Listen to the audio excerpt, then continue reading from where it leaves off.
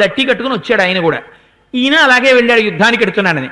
లోపల మనస్సుల యందు ఒకే రకమైన కారణములకు వెడుతున్నారు కాబట్టి ఇద్దరి అలంకారములు ఒకలా ఉండడంలో మీరు తప్పు పట్టడానికి వీలు లేదు. అది వేరొకటి అనుకోండి. మీ ఇద్దరు సభలో కలుసుకుంటున్నారంటే నేను వాలిని గుర్తుపట్టలేకపోయానని రాముడంటే రాముని యందు మీరు అసత్య దోషమని ఆరోపించవచ్చు. వెళ్ళినది ఇద్దరు ఏకీకృతమైనటువంటి అలంకారములతో ఉండడానికి అవకాశం ఉంది. అందుకని ఇద్దరు ఒకే రకమైన అలంకారంతో ఉన్నారు, ఒకే రకమైన మాటతో ఉన్నారు, ఒకే రకమైన ధ్వనితో ఉన్నారు, ఒకే రకమైన వేగంతో ఉన్నారు, ఒకే రకంగా కొట్టుకుంటున్నారు. కానీ నాకొక్క విషయం మాత్రం తెలుసు. నేను ఎలాగో అలా నిర్ణయించుకుని ఇతడే వాలయ్యుంటాడు అని బాణం వేసేసాను అనుకో, అది వెళ్ళి గిల్లి పడిపోయే బాణం కాదు, మూలఘాతి. ఎంత మాట వేసేశాడో చూడండి రాముడు. ఆ బాణం తగలగానే సుగ్రీవా, అది తగిలినవాడు ఈ లోకమునందు ఉండడు. అది పొరపాటున నీకు తగిలిందనుకో, నువ్వు నేను కూడా ఉండవు. ఎందుకుండం? అగ్నిసాక్షిగా నేను నీతో స్నేహం చేసుకున్నాను. కష్టం సుఖం ఏకంచా అని చెప్పాను. నీకు నాకు కష్ట సుఖములు ఒక్కటే అని చెప్పాను.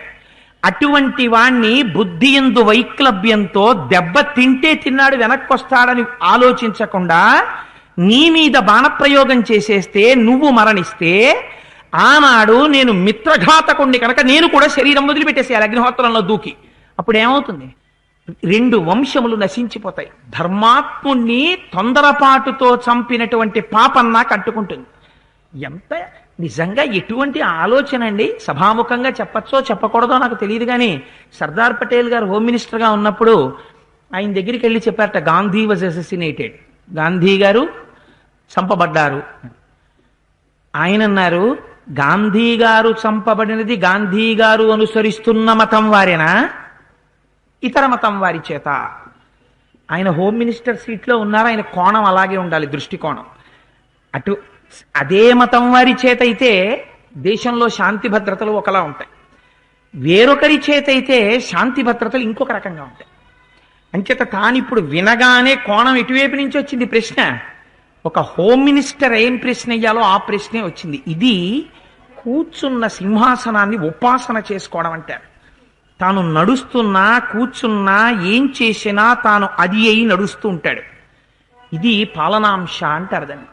ఎంత గొప్ప వ్యక్తులో చూడండి వాళ్ళు. అందుకని అంతటి మహాత్ములు అవ్వగలిగారు. వాళ్ళు సెట్టింగ్స్ ఎగ్జాంపుల్స్ కింద అలా నిలబడిపోయారు జీవితాల్లో. అందుచేత రాముడు అన్నాడు, ఇది మూలఘాతి. ఈ బాణ ప్రయోగం చేస్తే నీకే కాదు మూలఘాతి, మన ఇద్దరికీ మూలఘాతి, ఇద్దరం పడిపోతాం. అందుకని సుగ్రీవా, నేను ఈ బాణప్రయోగం చెయ్యలేదు, నువ్వు నన్ను నమ్ము. ఇందులో నేను బాణం వేయడంలో ఎక్కడైనా పొరపాటు ఉన్నది అని నువ్వు చెప్పగలవా? ఈ మాటకి సుగ్రీవుడు మాత్రం చెప్పగలడా? ఎలాగో అలా వేసేసి ఉండాల్సిందయా అనగలడా సుగ్రీవుడు? అనలేడు. అందుకని ఊరుకున్నాడు. వెంటనే రాముడు అన్నాడు, ఒక పని చెయ్యి, నిన్ను వాలికన్నా వేరుగా గుర్తుపట్టాలంటే ఒకటే ఒక్క లక్షణం ఉంది. ఏమిటది? గజపుష్పీమిమాం పుల్లా ఉత్పాట్య శుభలక్షణాం కురు లక్ష్మణ కంఠేస్య సుగ్రీవస్య మహాత్మన. లక్ష్మణ, అదిగో అక్కడ గజపుష్ప తీగ ఒకటి పాకుతోంది, లత. గజపుష్పం అంటే పెద్ద పెద్ద పువ్వులు పూసి ఉంటుంది. అది పీకి సుగ్రీవుడి మెళ్ళో కట్టు. కడితే పెద్ద పెద్ద పువ్వుల చేత విరాజితుడై సుగ్రీవుడు ఉంటాడు. అటువంటి మాల లేనివాడై వాలి ఉంటాడు. అప్పుడు నేను వాలిని నిగ్రహించగలను. ఆ మాల వేసుకుని ఇప్పుడు నువ్వు సుగ్రీవా బయలుదేరు మళ్ళీ యుద్ధానికి అన్నాడు. అంటే బయలుదేరిపోయాడు సుగ్రీవుడు. ఇప్పుడు మాత్రం వాలి నిహతుడవుతాడు. ఎక్కడ తేడా వచ్చింది అన్నది మీరు ఒక్క పరిశీలన చెయ్యాలి. రాముడు నేను ఈ కారణం చేత బాణప్రయోగం చెయ్యలేదు అన్నది పరమ యథార్థమే. కానీ అంత యథార్థములో మీరు కూడా తెలుసుకోవలసినటువంటి ఒక పరమ రహస్యం ఉంది అందులో. ఏమిటా పరమ రహస్యం అంటే, భగవంతుని యందు నమ్మికకి భగవంతుని శరణాగతి చెయ్యడానికి ఒక తేడా ఉంటుంది. కంచి పరమాచార్యులు చంద్రశేఖర పరమాచార్య ఒక మాట చెప్తుండేవారు. జ్ఞాన మార్గమునందు నయితి నయితి నయితి అంటూ పరమాత్మని తెలుసుకోవడం ఎటువంటిదో, సంపూర్ణ శరణాగతి చెయ్యడం కూడా అటువంటిదే. అందుకే మనం పూజ చేస్తే ఒక మాట చెప్తాం, అజ్ఞానినా మయా దోషాన్ శేషాన్ విహితాన్ హరే క్షమస్వత్వం క్షమస్వత్వం శేషశైల శిఖామణే. మీరు ఏ స్వామిని పూజ చేయండి, స్వామి నువ్వు తప్ప నాకు ఇంకొకడు లేడు అంటాం. శరణం తరుణీందు శేఖర శరణం మే గిరిరాజ కన్యక శరణం పునరేవతా ఉభౌ శరణం నాణ్యదుపైమి దైవతం. శంకర నీకన్నా అన్యదైవం నాకు లేడు అంటాం. సోమవారం నాడు ఇలా అని, శనివారం నాడు వెంకటేశ్వర స్వామి దగ్గర అలా అని. మరి ఏమిటిది అంటే అందులో ఉన్న పరమరహస్యం సంపూర్ణ శరణాగతి. మీరు ఏ శత్రువులను గెలవలేకపోతున్నారో వాటిని ఈశ్వరుడి పాదముల దగ్గర పెట్టేసి, నన్ను నేను గెలుచుకోలేనయ్యా, నువ్వే నేను గెలిచేటట్టు చెయ్యి అన్నది శరణాగతి. ఈ సంపూర్ణ శరణాగతిలో ఒక వైక్లభ్యం ఉంటుంది. ఏదా వైక్లభ్యం అంటే అందరూ భగవంతుణ్ణి నమ్మేసిన వాళ్ళలాగే ఉంటారు పైకి. భగవంతుణ్ణి నేను నమ్మలేదండి అన్నవాడు ఎవ్వరూ ఉండడు. నాకు దేవుడంటే నమ్మకం లేదండి అని యథార్థంగా చెప్పేసిన వాడు నిజానికి పుణ్యాత్ముడే. వాడు ఉన్నట్టు చెప్పేశాడు. కానీ భగవంతుణ్ణి నమ్మినట్టు ఉండి నమ్మని వాడున్నాడే, వాడితోనే పెద్ద ప్రమాదం అంతా వస్తుంది. ఎందుకని వాడు నమ్మడా, నమ్మినట్టుంటాడు. వాడు నమ్మాడా, పూర్తిగా నమ్మలేదు. లోపల వాడికి చిన్న అనుమానం ఒకటి ఉంది. ఆ అనుమానం చాలు వాడి జీవితాన్ని ఉత్తరించేయడానికి. అందుకే వ్రతములు చేయుచునొక్కమారైన యవ్వాని విమర్శించినని భాగవతంలో పోతన గారు దశమస్కంధంలో అంటారు. ఒక్కసారి వ్రతం చేసేటప్పుడు నిజంగా పరమాత్మ యొక్క పాదముల యందు శరణాగతి చేసినంత మాత్రం చేత వ్రతంలో వచ్చేటటువంటి దోషాల్ని పరమాత్మ విశాలమైనటువంటి ఔదార్య బుద్ధితో ఆయన దాన్ని, ఆ తప్పుని సరిదిద్ది తన వైపుకి తీసుకుంటాడు. సుగ్రీవుడి దగ్గర ఉపాసనలో ఒక తేడా వచ్చింది. ఏమిటా తేడా? రాముడు ప్రతిజ్ఞ చేశాడు, నేను వాలిని సంహరిస్తాను అని ప్రతిజ్ఞ చేశాడు. నమ్మాడా సుగ్రీవుడు? నమ్మలా. మా వాలి అంత గొప్పవాడు, మా వాలి ఇంత గొప్పవాడు, ఇలా చేయగలవా, ఈ అస్థిపంజరాన్ని తన్నగలవా, ఈ సాలవృక్షాల్ని కొట్టగలవా, ఇన్ని పరీక్షలు పెట్టాడు. ఇన్ని పరీక్షలు పెట్టిన తరువాత రాముడు ఇన్ని పరీక్షలకి నిలబడితే అప్పుడు నమ్మాడు. మనం కూడా భగవంతుడు ఉన్నాడు అని పైకంటాం, కానీ నిజానికి ఫలితం ఎప్పుడు వస్తుంది? మీకు పూర్ణమైన విశ్వాసము ఇక్కడున్నప్పుడు వస్తుంది. ఏది భగవానుడు? మీ విశ్వాసమే భగవానుడు. జ్ఞాపకం పెట్టుకోండి. మీ పూజా మందిరములోని మూర్తి ఎప్పటికీ విగ్రహమే. ఎంతకాలం? As long as you visualize it as an idol, so long it remains a మూర్తి. మీరు ఎంతకాలం నా పూజా మందిరంలోని విగ్రహం అనుకుంటున్నారో అంతకాలం అది విగ్రహమే.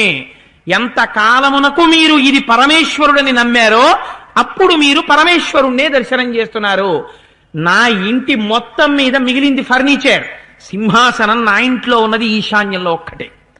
నా ఇంటి పరిపాలన అందులోంచి జరుగుతోంది అని మీరు ఇక్కడ నమ్మితే, మీరు ప్రతిరోజు వెళ్ళి ఆ సింహాసనం దగ్గర నమస్కరిస్తే అందులో కూర్చున్నది నేను కొనుక్కొచ్చిన విగ్రహం కాదు, నన్ను నా ఇంటిని పరిపాలిస్తున్న భగవానుడు కూర్చునున్నాడు అని మీరు ఇక్కడ విశ్వసిస్తే మీరు వేసిన ఒక్క పువ్వు చాలు.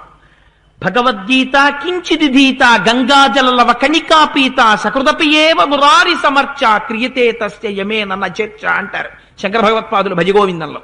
విశ్వాసం వేపకి నడవాలి భక్తి. విశ్వాసమును పక్కన పెట్టి మీరు మిగిలిన క్రతువు ఎంత చెయ్యండి అది క్రతువుగానే ఉంటుంది.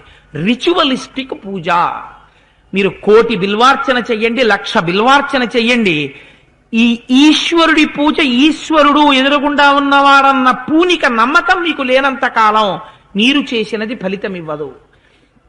రాముడు తన పరీక్షకి నిలబడితే తీసుకెడతాడు వాలి దగ్గరికి. లోపల నమ్మకం, భగవంతుడు ఉన్నాడు, ఏం పర్వాలేదులే, నన్ను కాపాడతాడని. వెంటనే ఏమిటి అనుమానం? ఏమో నిజంగా అవుతుందా, నాకు ఆ ఫలితం వస్తుందా, భగవానుడు ఇస్తాడో ఇవ్వడో. ఈ అనుమానం ఉన్నంత కాలము ఫలితము రాదు. మీకొక్క ఉదాహరణ చెప్తాను.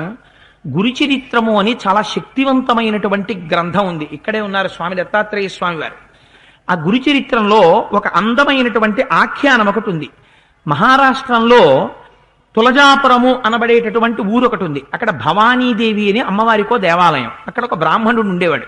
ఆయనకి కాలక్రమాంతంలో ఒకసారి కుష్టు వ్యాధి వచ్చింది. వస్తే ఆయన భవానీదేవి పాదములు పట్టి ఉపాసన చేశాడు. అమ్మవారు స్వప్నంలో ప్రత్యక్షం అయ్యింది. అబ్బాయి నువ్వు ఇక్కడి నుంచి బయలుదేరి చందలాపురం వెళ్ళి చందలాపురంలో చందలాదేవిని ఉపాసన చెయ్యి, నీ కుష్టు వ్యాధి పోతుంది అంది. ఆయన చందలాపురం వెళ్ళి అమ్మవారిని ఉపాసన చేశాడు. అమ్మవారు స్వప్నంలో ప్రత్యక్షం అయ్యింది. ఇక్కడే భీమా అమరజా నది సంగమంలో ముగ్గురు మూర్తుల యొక్క ఏకీకృత స్వరూపమైనటువంటి దత్తాత్రేయ స్వామి వారు ఇప్పుడు నరసింహభారతీ స్వామి వారిగా విహరిస్తున్నారు, వెళ్ళి వారిని సేవించు అని చెప్పింది. చెబితే ఈయనన్నాడు, ఏమమ్మా నువ్వు అమ్మవారివి, నీకు సిగ్గుగా లేదా ఈ మాట చెప్పడానికి? ఒక నరుడు భీమా అమరజా నది సంగమ స్థానంలో తిరుగుతున్నాడా? ఆయన నా కుష్టి వ్యాధి పోగొడతాడా? నువ్వు పోగొట్టవా? ఏటమ్మా ఈ వెర్రి మాటలు, నేను ఎలా ఆయన దగ్గరికి అన్నాడు. అని గుళ్ళోనే ఉండేవాడు. 3 రోజులు కనపడింది అమ్మవారు వరుసగా, వెళ్ళమంది. నేను వెళ్ళనన్నాడు. 4వ రోజున అర్చకుడి మీద ఆవహించింది అమ్మవారు. వీడిని గుళ్ళోంచి బయటికి తోసేమంది. గుళ్ళోంచి బయటికి తోసేశారు ఆయన. ఇది యథార్థ సంఘటన గురుచరిత్రలో. బయటికి తోసేస్తే అప్పుడు ఆయనకి దిక్కు లేక భీమ అమరజా నది సంగమ స్థానానికి వెళ్ళాడు. వెళ్ళి అక్కడ స్నానం చేసి ఆ ఒడ్డుకు వస్తున్నారు నరసింహతీర్థ స్వామి వారు. ఆయన్ని చూశాడు. చూసి అన్నాడు, స్వామి అమ్మవారు పంపించింది, వచ్చాను అనబోతున్నాడు. ఆయన అన్నారు, నేను మనుష్యుణ్ణయా, నేనేం చేస్తాను, అమ్మవారినే నమ్ముకోపోయావా అన్నారు. ఈయనకు అర్థమైంది, ఓహో నా దోషం గమనించేశాడయా మహానుభావుడినని. ప్రణిపాతం చేసి నమస్కారం చేశాడు.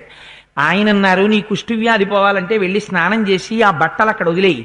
ఎందుకు వచ్చింది కుష్ఠవ్యాధి? జన్మజన్మాంతర సంస్కారంలో నువ్వు చేసిన పాపము కుష్ఠవ్యాధిగా వచ్చింది అనుభవింపజేయడానికి. అది పోవాలంటే ఆ నదీ సంగమ స్థానంలో స్నానం చేసి బయటికి వచ్చి నువ్వు కట్టుకున్న బట్టలు విప్పి వదిలేయి. దాన్ని భూమి తీసుకునేటట్టు చేశారు మహానుభావుడు. ఊసరక్షేత్రం అయిపోయింది అక్కడ ఉన్నటువంటి మట్టి. బట్టలు విప్పేశారు, కుష్ఠవ్యాధి పోయింది. శిష్యులు ఇచ్చిన కొత్త బట్టలు కట్టుకున్నారు. నమస్కారం చేద్దామని స్వామి దగ్గరికి వచ్చి సంతోషంగా ఒళ్ళు చూసుకుంటున్నారు. పాదం మీద పిక్క కింద కుష్టికి సంబంధించినటువంటి మచ్చ మిగిలిపోయింది. ఆయన వంక చూసి అన్నారు, స్వామి నాకు ఒంటి మీద కుష్ఠవ్యాధి అంతా పోయింది కానీ మచ్చ మిగిలిపోయింది అన్నారు. అంటే స్వామి అన్నారు, ఎందుకు మిగలదు? నీ అనుమానం ఈ రీతిలో ఇంకా మిగిలిపోయింది బాధ పెట్టడానికి. అనుమానపడ్డావుగా, కేవలం మనిషి ఈయన నన్ను ఉద్ధరిస్తాడా? ఆ అనుమానం బాధించి తీరుతుంది. అనుమానము బాధారూపముగా వెళ్ళి సంపూర్ణ శరణాగతి ఫలరూపంగా వస్తుంది. రెండింటికి ఫలితం ఉంటుంది ధర్మంలో. అందుకని ఇది మిగిలిపోయింది, ఇది కూడా పోవాలంటే నన్ను స్తోత్రం చెయ్యన్నారు. ఆయన అన్నాడు, స్తోత్రం చేయడానికి నాకేమొచ్చు, పుట్టుక చేత బ్రాహ్మణుడిగా పుట్టాను కానీ నాకేం రాదే స్తోత్రం చేయడానికి అన్నాడు. ఆయన అన్నాడు, నువ్వు నన్ను స్తోత్రం చేయడం ఏమిటి, నువ్వా చేసేవాడివి, నోరు తెరు, నాలుక మీదకిస్తా విభూతి వేస్తాను, నువ్వే చేస్తావు స్తోత్రం అన్నారు. అంటే ఇప్పుడు అదేంటంటే నాలుక మీద విభూతి వేసుకుంటే స్తోత్రం చేయగలనా అని అనలేదు. నాలుగు తెరిచాడు, విభూతి వేశారు, అద్భుతమైన స్తోత్రం చేశాడు. ఆ పిక్క మీద ఉన్నటువంటి మచ్చ కూడా పోయింది. ఇది ఉపాసన రహస్యాన్ని చెప్తుంది కిష్కింధకాండ. అందుకే కిష్కింధకాండ ప్రతి ఘట్టం మీ జీవితాన్ని మారుస్తుంది. మీ ఉపాసనలో వైక్లభ్యం వస్తోంది, పూనిక లేదు, నమ్మకం లేదు. మీ పూజా మందిరంలో ఉన్నవాడు భగవానుడన్న నమ్మకం మీకు లేదు. మీకు లేదంటే మహాప్రభు నేను మిమ్మల్ని ఉద్దేశించి అంటలేదు ఈ మాట. ఈ నమ్మకం లేనంత కాలం అటువైపు నుంచి వచ్చేటటువంటి ఫలితం కూడా ఉండదు. ఎందుకని అంటే విశ్వాసమే భగవానుడు. మీకు విశ్వాసం లేనప్పుడు ఇంకా భగవానుడు ఎక్కడున్నాడు? భగవానుడు లేడు. మీకు ఇక్కడ విశ్వాసం ఉంటే వెంటనే మీకు భగవంతుని యొక్క అనుగ్రహం కూడా కలుగుతుంది. ఈ విశ్వాసం ఎప్పుడు కలిగింది? మరి ఈ మాటలు చెప్పాక నేను కొడతానయా తప్పకుండా, ఇప్పుడు మెళ్ళో ఈ పుష్పమాల ఉంది కదా బయలుదేరన్నారు, నోట్లో విభూతి వేశాను కదా స్తోత్రం చెయ్యన్నట్టు బయలుదేరతానన్నాడు. గబగబా బయలుదేరాడు. బయలుదేరి వెళ్ళిపోతున్నాడు ముందుకు నడుచుకుంటూ. వెళ్ళిపోతుంటే వెనకాతల రామచంద్రమూర్తి కూడా వెళ్ళారు. వాల్మీకి మహర్షి యొక్క రచన వైచిత్రి చూడండి. ఇందాక కూడా వెళ్ళారా లేదా సుగ్రీవుడు రామలక్ష్మణులు? అప్పుడు చెప్పని విషయాలు ఇప్పుడు చెప్తారు. అప్పుడే చెప్పద్దు. నేను ఇక్కడి నుంచి బయలుదేరి సామర్లకోట వెళ్తున్నాను అనుకోండి, మొదటిసారి వెళ్ళినప్పుడు నాకు కనపడకుండా రెండో మాట వెళ్ళినప్పుడు కొత్తగా ఓ కాలవ, అందులో గుర్రపు డెక్క మొక్క, పక్కన పొలాలు కొత్తగా వస్తాయేంటి? రెండో మాట వెళ్ళినప్పుడు ఏమి ఉండవు, మొదటిసారి వెళ్ళినప్పుడు ఉన్నాయి. మొదటిసారి వెళ్ళినప్పుడు వాటి గురించి చెప్పకుండా రెండవ మాట వెళ్ళినప్పుడు చెప్పడంలో ఏం తేడా వచ్చిందో చెప్తారు, మీరు గమనించాలి. అదే రామాయణం యొక్క గొప్పతనం. ఆయనే సర్టిఫికెట్లు ఇవ్వరు, మీకు పునః చెప్తున్నాను. మీరు అందులోంచి ఏరుకుంటూ ఉండాలి ముత్యాల్ని. నడిచి వెళ్ళిపోతున్నారు, గొప్ప గొప్ప లోయలు కనపడుతున్నాయి, నదులు కనపడుతున్నాయి, పర్వతాలు కనపడుతున్నాయి, పుష్పించిన చెట్లు కనపడుతున్నాయి, తోటలు కనపడుతున్నాయి. అన్ని చూస్తూ వెళ్ళిపోతున్నారు. వెళ్ళిపోతూ ఉండగా ప్రక్క నుంచి అవ్యక్తమైనటువంటి అక్షర సముదాయము చేత గంధర్వగానం లాంటి గానం ఒకటి వినపడింది. అది ఏం గానం? అక్షరములను మీరు నిర్ణయించలేరు. సరిగమ పదనిస అన్నారా, పాట పాడారా మీకు తెలియదు. అవ్యక్త మధురము అన్నారంతే. అంత గొప్ప గానం వినపడుతోంది. అది విన్నంత మాత్రం చేత మనస్సుకి ఆనందం కలుగుతోంది. అక్కడ ఉన్నటువంటి చెట్లపైకి పావురాల రంగులో పొగలు చుట్టుకునున్నాయి. ఇది చూసి రామచంద్రమూర్తి వెంటనే అడిగారు సుగ్రీవుణ్ణి, ఇదేమిటి ఈ వనం అని అడిగారు. సుగ్రీవుడు ఆగలేదు, ఆగకుండా వెళ్ళిపోతున్నాడు. ఆగకుండా నడుస్తూ ఒక విషయం చెప్తున్నాడు. అదేమిటో తెలుసా రామ? అత్ర సప్త జనానామ మునయ సంసితవ్రతా సప్తైవ సన్నధ శీర్ష నియతం జలసాయిన సప్తరాత్రే కృతాహార వాయునా వనవాసిన దివం వర్షశతైర్యాత సప్తభి సక్కలేవర. రామ, ఇక్కడ సప్తజనులు అనేటటువంటి 7 ఋషులు ఉండేవారు. వాళ్ళు తలలు కిందకి పెట్టి కాళ్ళు పైకి పెట్టి తపస్సు చేసేవారు. ఆ చెట్లకి 700 సంవత్సరముల తపస్సు చేశారు. వాళ్ళకి 3 అగ్నిహోత్రాలు ఉండేవి. ఈ 700 సంవత్సరములు తపస్సు చేస్తూ ప్రతి 7 రాత్రులకి ఒకసారి గాలి తింటుండేవాళ్ళు, వాళ్ళు వాయుభక్షకులుగా. ఇంత తపస్సు చేస్తే ఇంద్రుడు ఆశ్చర్యపోయాడు. సశరీరంగా వాళ్ళని స్వర్గలోకానికి తీసుకెళ్ళాడు. ఆ తపోశక్తి రామ ఇప్పటికీ ఉంది. ఇప్పటికీ ఆ వనంలో ఉండడం చేత క్రూర మృగం లోపలికి వెళ్ళదు, వెడితే ఇంకా తిరిగి రాదు అన్నాడు. ఏమిటి ఆశ్చర్యం? వెడితే ఎందుకు తిరిగి రాదు? ఒక క్రూర మృగం అంటే ఏమిటి? దాని లోపల ఉన్నటువంటి స్వభావం ఎవరన్నా కనిపెడితే చంపుదాం అనుకున్నది. అది తెలియక అందులోకి వెళ్ళింది అనుకోండి, ఏమైపోతుంది? లోపల ఉండేటటువంటి ప్రభావం చేత దాని మనస్సు మారిపోతుంది. మారిపోయి అది కూడా అక్కడ కూర్చుని తపస్సు మొదలెడుతుంది. అందుకని వెనక్కి రాదు. అందుకని రామ, వారానాడు చేసిన అగ్నిహోత్ర ధూమం ఇప్పటికీ అలా ఉంది. అంటే తపోశక్తి ప్రకృతిని శాసించగలదు. మీకు చెప్పాను అగస్త్య మహర్షి గురించి చెప్పినటువంటి రోజున, ఆ శరభంగుడి గురించి చెప్పినటువంటి రోజున చెప్పాను, శబరి యొక్క గొప్పతనం మతంగ మహర్షి శిష్యుల గురించి చెప్పినటువంటి రోజున చెప్పాను. వాళ్ళు ఆనాడు పిండి ఆరేసిన బట్టలు ఇప్పటికీ ఆరవు. వాళ్ళు ఆనాడు వెలిగించిన అగ్నిహోత్రాలు ఇప్పటికి ఆరవు. వాళ్ళు చేతులతో ముట్టుకున్న పువ్వులు ఇప్పటికీ ముడుచుకోవు. ఎందుకు ముడుచుకోవంటే ప్రకృతి యొక్క లక్షణం చేత పువ్వు ముడుచుకోవాలి. అద్వైత స్వరూపాన్ని పొందేసిన వ్యక్తి ముట్టుకున్న పువ్వు ఇప్పటికీ ముడుచుకోదు. ఆ శక్తి ఆ పువ్వు కూడా వెళ్ళిపోయింది. ఇంకా అది ప్రకృతిని అధిగమించేసింది. అది రామావనం, నువ్వు లక్ష్మణుడితో కలిసి నమస్కారం చెయ్యి అన్నాడు. ఈ మాట ఇంతకు ముందు చెప్పాడా? మొదటిసారి వెళ్ళినప్పుడు చెప్పలేదు. మహర్షి అందం చూడండి. ఈ మాటలు రాముడు విన్నట్ట. కురుప్రణామం ధర్మాత్మన్ తేషాముద్దిశ్య రాఘవ లక్ష్మణేన సహ భ్రాత్ర ప్రయసస్య స్వయా అంజలి అనేటప్పటికీ లక్ష్మణుడితో కలిసి రాముడు అక్కడ నిలబడి ఒక్కసారి ఆ సప్తజనుల ఆశ్రమం వైపుకి తిరిగి నమస్కారం చేశాట. ఏమైంది నమస్కారం చేస్తే అక్కడికి తిరిగి అంటే? వెంటనే అంటారాయన, అభివాజ్యతు ధర్మాత్మా రామో భ్రాతాచ లక్ష్మణ సుగ్రీవో వనరాశ్చైవ జగ్ము సంహృష్ట మనసాహ. ఆ నమస్కారం చెయ్యగానే మనస్సులో ఒక గొప్ప ఉత్సాహం పుట్టింది. ఎందుకు పుడుతుందండి అలాగా? అంటే ఇదే రహస్యం. నువ్వు జీవితంలో ఒక క్లిష్టమైనటువంటి పరీక్ష మీద ఉన్న రోజున నిన్ను రక్షించగలిగిన వాడెవరు? మహాత్ముల యొక్క దర్శనము చెయ్యాలి. అందుకే రఘువంశంలో ఉన్న వాళ్ళందరూ సమస్య వస్తే వశిష్ఠాది మహర్షి దర్శనం చేశారు. ఇత పూర్వం వెడుతున్నప్పుడు మనస్సు యందు ఈ ఉత్సాహం లేదు. ఎందుకు లేదు? ఉపాసన వైక్లభ్యం ఉంది. ఇవి కనపడవు. ఎప్పుడు కనపడడం మానేస్తారు మహాత్ములు? ఉపాసనలో వైక్లభ్యం వస్తే మహాత్ముల యొక్క దర్శనం అవదు. ఎందుకు అవదు? నీకు ఉత్సాహం రాకూడదు, ఫలితము రాకూడదు. ఇప్పుడు ఫలితం వచ్చేస్తుంది. ఏమిటి గుర్తు? మహాత్ములు ఉన్న ఆశ్రమం గురించి రాముడు అడిగాడు, సుగ్రీవుడు చెప్పాడు, అటు నమస్కారం చేశారు. వెంటనే మనస్సు పరిపుష్టమైంది, ఉత్సాహాన్ని పొందింది. ఇతపూర్వం ఎలా ఉన్నారో ఇప్పుడు అలాగే ఉన్నారు. వెళ్ళారు, మళ్ళీ సుగ్రీవుడు వెళ్ళాడు. వెళ్ళి ఒక్కసారి మళ్ళీ తొడలు కొట్టాడు, పెద్ద కేక వేశాడు. ఇప్పుడు కేక మారింది. ఇది ఎవరు చెప్పారు? కేక మారింది అన్న విషయాన్ని ఋషి చెప్పారు. అది గమ్మత్తు. నేను మీకు చెప్పానే, వాల్మీకి మహర్షి ఎక్కడా ఏదీ చెప్పరు స్పష్టంగా. చెప్పడంలో ఒక అందం ఉంటుంది. ఆ కథాగమనం చేసేటప్పుడు మీరు సాక్షిగా రామాయణాన్ని చదువుతూ ఉండాలి. దాన్ని దృశ్య కావ్యంగా లోపల అనుభవిస్తూ ఉండాలి. అనుభవిస్తూ ఉంటే రామాయణంలో ఉన్న అందాన్ని మీరు అనుభవిస్తారు. ఎవరు చెప్పారు ఈ మాట అంటే, పెద్ద కేక వేసి రారా వాలి బయటికి అన్నాడు. అనేసరికి గబగబా బయటికి వచ్చేస్తున్నాడు వాలి మళ్ళీ యుద్ధానికి. ఆగు అంది తార. ఆగమని ఆవిడ మాట్లాడడం మొదలు పెడుతోంది. ఆవిడ పేరు తార. తార అంటే తళుక్కున మెరిసేటటువంటి నక్షత్ర స్వరూపం. రామాయణంలో ఆవిడ కూడా అలా మెరుస్తుంది. ఏది మెరుపు? ఆవిడ మాటల మెరుపు. ఎందుకు తారకంత గొప్పతనం వచ్చింది అంటే, తారకంత గొప్పతనానికి రావడానికి కారణాన్ని వాల్మీకి మహర్షి రామాయణంలో చెప్పలేదు. మీకు రామాయణానికి సంబంధించినటువంటి కొన్ని రహస్యాలు తెలియాలంటే బ్రహ్మాండ పురాణం, స్కాంద పురాణం, వరాహ పురాణం, ఈ 3 పురాణాల్లో వెతుక్కోవలసి ఉంటుంది.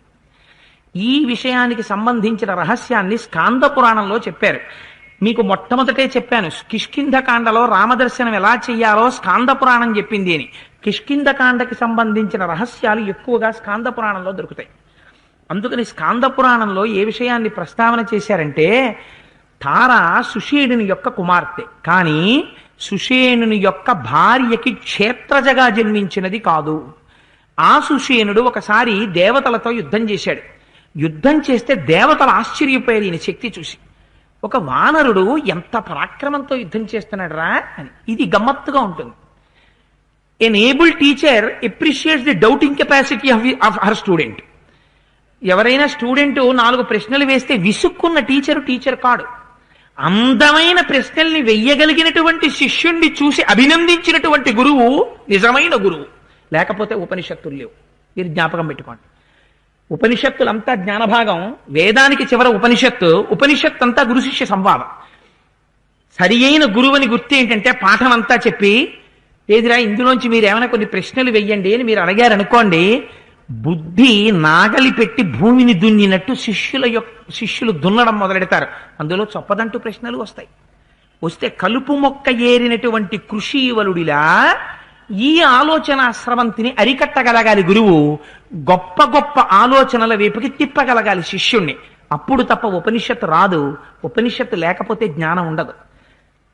మనకి ఇవాళున్న దురదృష్టం ఏంటంటే, పాఠం చెప్పడం, ఇక్కడ ఎర్ర బ్రాకెట్ ఇట్టి ఇక్కడ ఎర్ర బ్రాకెట్ వరకు ఆ లైన్లు బట్టి పట్టడం వరకే మనం అలవాటు పడిపోతున్నాం. కాబట్టి విద్యా విధానంలో గుమాస్తాలు తయారవుతారు, కానీ సృజనాత్మకత కలిగినటువంటి వ్యక్తులు తయారు కారు. అందుచేతే ఎంత గొప్ప విషయాన్ని ప్రస్తావన చేస్తున్నారో చూడండి. వానరుని యొక్క యుద్ధ శక్తిని చూసి దేవతలు సంతోషించారట. సంతోషించి, నీకు ఒక గొప్ప కుమార్తెనిస్తున్నామయ్యా, అపురూపమైన సౌందర్య రాశి. ఒక కోతిపిల్లలా ఉండాలి. కోతిపిల్ల అప్సరసలా ఉంటుంది. ఇంతకన్నా వరమేం కావాలి నీకు? నల్లగా ఆయన, నల్లగా ఆవిడ, ఇంతంత ఎత్తుపళ్ళు, ఇద్దరు డొక్కు స్వరూపాలు. పగలు చూస్తే రాత్రి కల్లోకి వచ్చే స్వరూపం. మెరిసిపోతూ మన్మధుళ్ళంచి కొడుకు పుట్టాడు అనుకోండి, ఏమనుకుంటాం మనం? ఏమిట్రా ఇది ఇంత విచిత్రం, లోకానికి విరుద్ధమైన విషయం కాదుగా మీరు అనుకోకుండా ఉంటారా? ఖచ్చితంగా అనుకుంటారు మనసులో. తల్లిదండ్రులు అలా ఉంటారు, ఏమిట్రా పిల్లాడు అంత అందంగా ఉంటాడు, ఆ పాప అంత అందంగా ఉంటుంది అని మీరు అనుకోరా? అనుకుంటారు. కానీ అలా ఒక కోతికి కోతిపిల్ల పుట్టాలి. సుషేనుడికి కోతిపిల్ల కాదు పుట్టింది, అప్సరస లాంటి స్త్రీనిస్తున్నారు దేవతలు పొంగిపోయి. నీకు వరం ఇచ్చామయ్యా, అటువంటి పిల్ల పుడుతుందన్నారు. పుట్టడంలో గొప్పతనం కేవల బాహ్య సౌందర్యం కాదు. కేవల బాహ్య సౌందర్యం అయితే మళ్ళీ ఇంద్రుడు అహల్య పట్ల కామించినట్టుగా వస్తుంది ఇబ్బంది. అందుకని ఎక్కడుంది గొప్పతనం? తారకి బాహ్య సౌందర్యముతో పాటు అంతః సౌందర్యం ఉంది, బుద్ధి ఉంది, గొప్ప బుద్ధి. అలాంటి బుద్ధి ఇలాంటి బుద్ధి కాదు. సుషేనుడు స్వయంవరం ప్రకటించాడు. ఎవరిని కోరుకుంటే అమ్మవారికి ఇచ్చి వివాహం చేస్తానన్నాడు. తార వెళ్ళి వాలి మెళ్ళో దండ వేసింది. ఎందుకని? అప్పటికి వాలి వానర సామ్రాజ్యానికి అంతటికీ ప్రభువు. అందుకని ప్రభువుని ఎంచుకుంది, పట్టమహిషి అయింది. ఆ తార మాటలు చెప్పడంలో తార తర్వాతే. మీకు రామాయణంలో తళుక్కున మెరుస్తాయి కొన్ని పాత్రలు. సుమిత్ర పాత్ర ఒకటి, తార పాత్ర ఒకటి, శబరి పాత్ర ఒకటి, ఈ మండోదరి పాత్ర ఒకటి. వీళ్ళు ఎప్పుడైనా మాట్లాడితే మీరు ఆ శ్లోకాన్ని గబగబా చదవకూడదు. ఆ శ్లోకం చదివి మళ్ళీ వెనక్కి వచ్చి ఇంకో మాట చదివి మళ్ళీ వెనక్కి వెళ్ళి ఇంకో మాట చదివి, అందులో ఏ ఒక్క శ్లోకంలో ఏ ఒక్క పాదమైనా మీ జీవితాన్ని కానీ మీ ఇంట్లో వారి జీవితాన్ని కానీ మార్చేస్తుంది. అంత శక్తినంతటిని అక్కడ పెట్టేస్తారు మహర్షి. అలా మాట్లాడతారు వాళ్ళు. అందుకే తార వాలి బయలుదేరుతుంటే ఆపింది. ఏమయ్యా అంత తొందరపడి వెళ్ళిపోతున్నావే యుద్ధానికి, ఆలోచించావా? పూర్వమాపతిత క్రోధ సత్వా మాహ్యయతే యుధి నిష్పత్యత నిరస్తంతే హన్యమానో దిశోగత. ఇప్పుడే కదయా ఒక గంట క్రితం వచ్చాడు సుగ్రీవుడు. నవరంధ్రములలోంచి నెత్తుటి ఏరులు ప్రవహించేటట్టు కొట్టావే, కొడితే దిక్కులు పట్టి పారిపోయాడే ఋష్యముఖ పర్వతాల వైపుకి. వెళ్ళిపోయి ఇంకా నువ్వు ఇంట్లోకి వచ్చావు, స్నానం కూడా చేయలేదు, ఆ చెమటతో తడిసిపోయినటువంటి బట్టలు ఇంకా నువ్వు విప్పలేదు, మళ్ళీ సుగ్రీవుడు వచ్చి అరుస్తున్నాడు యుద్ధానికి రమ్మని. నీకు అనుమానం కలగట్లేదా? ఎంత గొప్ప ప్రశ్న వేసిందో చూడండి. శరీర బలాన్ని నమ్ముకుని బుద్ధి తీసుకెళ్లి వాలమనందుంచుకున్నవాడు కాబట్టి వాలయ్యాడు, తలయందు బుద్ధి పెట్టుకున్నవాడు కాబట్టి సుగ్రీవుడయ్యాడు. అని ఎవరితో స్నేహం చెయ్యాలో ఆయనకి తెలుసు, ఎవరితో స్నేహం చెయ్యాలో ఈయనకి తెలియదు. ఒంట్లో బలం ఉంది కాబట్టి రావణాసురుణ్ణి నమ్మాడు, బుర్రలో బలం ఉంది కాబట్టి రాముణ్ణి నమ్మాడు. అందుకని రాజ్యం వచ్చింది సుగ్రీవుడికి. నీకు రాలేదయ్యా అనుమానం? వెళ్ళిపోయిన వాడు మళ్ళీ వచ్చేసాడయ్యా అరగంటలో. తయా తస్య నిరస్తస్య పీడితస్య విశేషతః ఇహైత్య పునరాహ్వానం శంకాం జనయతీవమే. మళ్ళీ వెంటనే వచ్చి రావాలి యుద్ధానికి అని పిలుస్తున్నాడంటే ఇదేమన్నా మళ్ళీ టిఫిన్కి పిలవడమా, భోజనానికి పిలవడమా, తీర్థం పుచ్చుకోండి మళ్ళీ ఇంకో మాట పర్వాలేదని పిలుస్తున్నారా? ఏమిటయా నీ వెర్రి, మళ్ళీ యుద్ధానికి వెళ్ళిపోతానంటావు? నువ్వు అనుమానించద్దా? నాకు శంకగా ఉందయ్యా అంది. అని కొన్ని గుర్తులు చెప్పింది. తార అంటే తారే. ఎంత అందంగా మాట్లాడిందో చూడండి. దర్పశ్చ వ్యవసాయశ్చ యాదృశస్తస్య నర్ధతః నినాదశ్చాపి సంరంభో నైత తల్పం హి కారణః. ఆ పిలుపులో ఆ కేక వేయడంలో ఏదో తేడా నీకు కనపట్టాలా?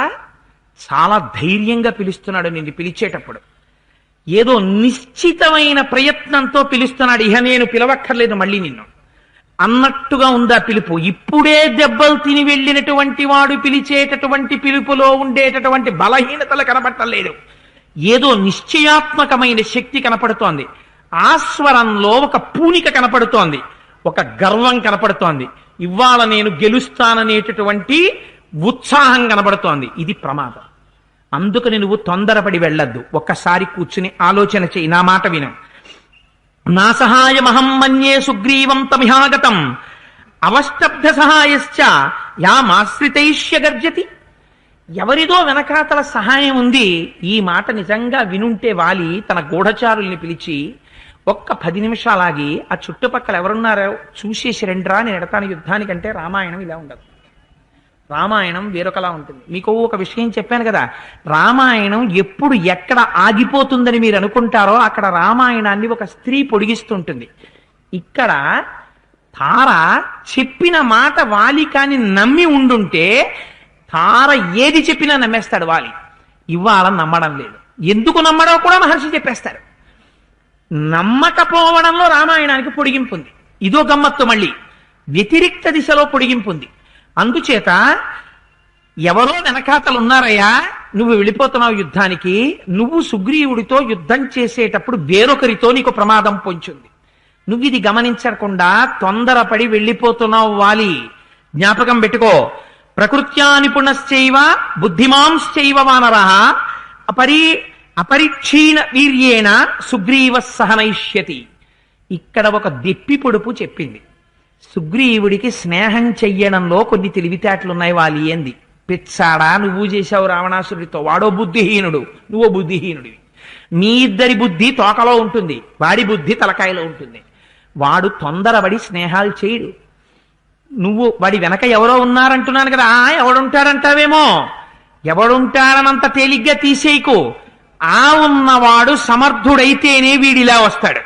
వీడికి స్నేహం చెయ్యడంలో చాలా పరీక్షించి చేసుకోవడం సుగ్రీవుడికి తెలుసు. అందుకని ఎవరో సమర్థుల్ని దగ్గర పెట్టుకున్నాడు, వాళ్లతో కార్యక్రమాన్ని నడిపించబోతున్నాడు. చాలా జాగ్రత్త సుమా వాలి, నువ్వు తొందరపడి వెళ్ళకు అని చెప్పింది. చెప్పి అందుకని చేతకాని వాళ్లతో స్నేహం చేసి వాళ్ళని తీసుకొచ్చారనుకుంటున్నావేమో. అలాంటి వాడు కాదు. నువ్వు ఏమరపాటులో ఉన్నావు, కానీ నేను మాత్రం అప్రమత్తంగా ఉన్నాను. గూఢచారులు ద్వారా ఎప్పటికప్పుడు విషయాన్ని సేకరిస్తూనే ఉన్నాను. ఎందుకని?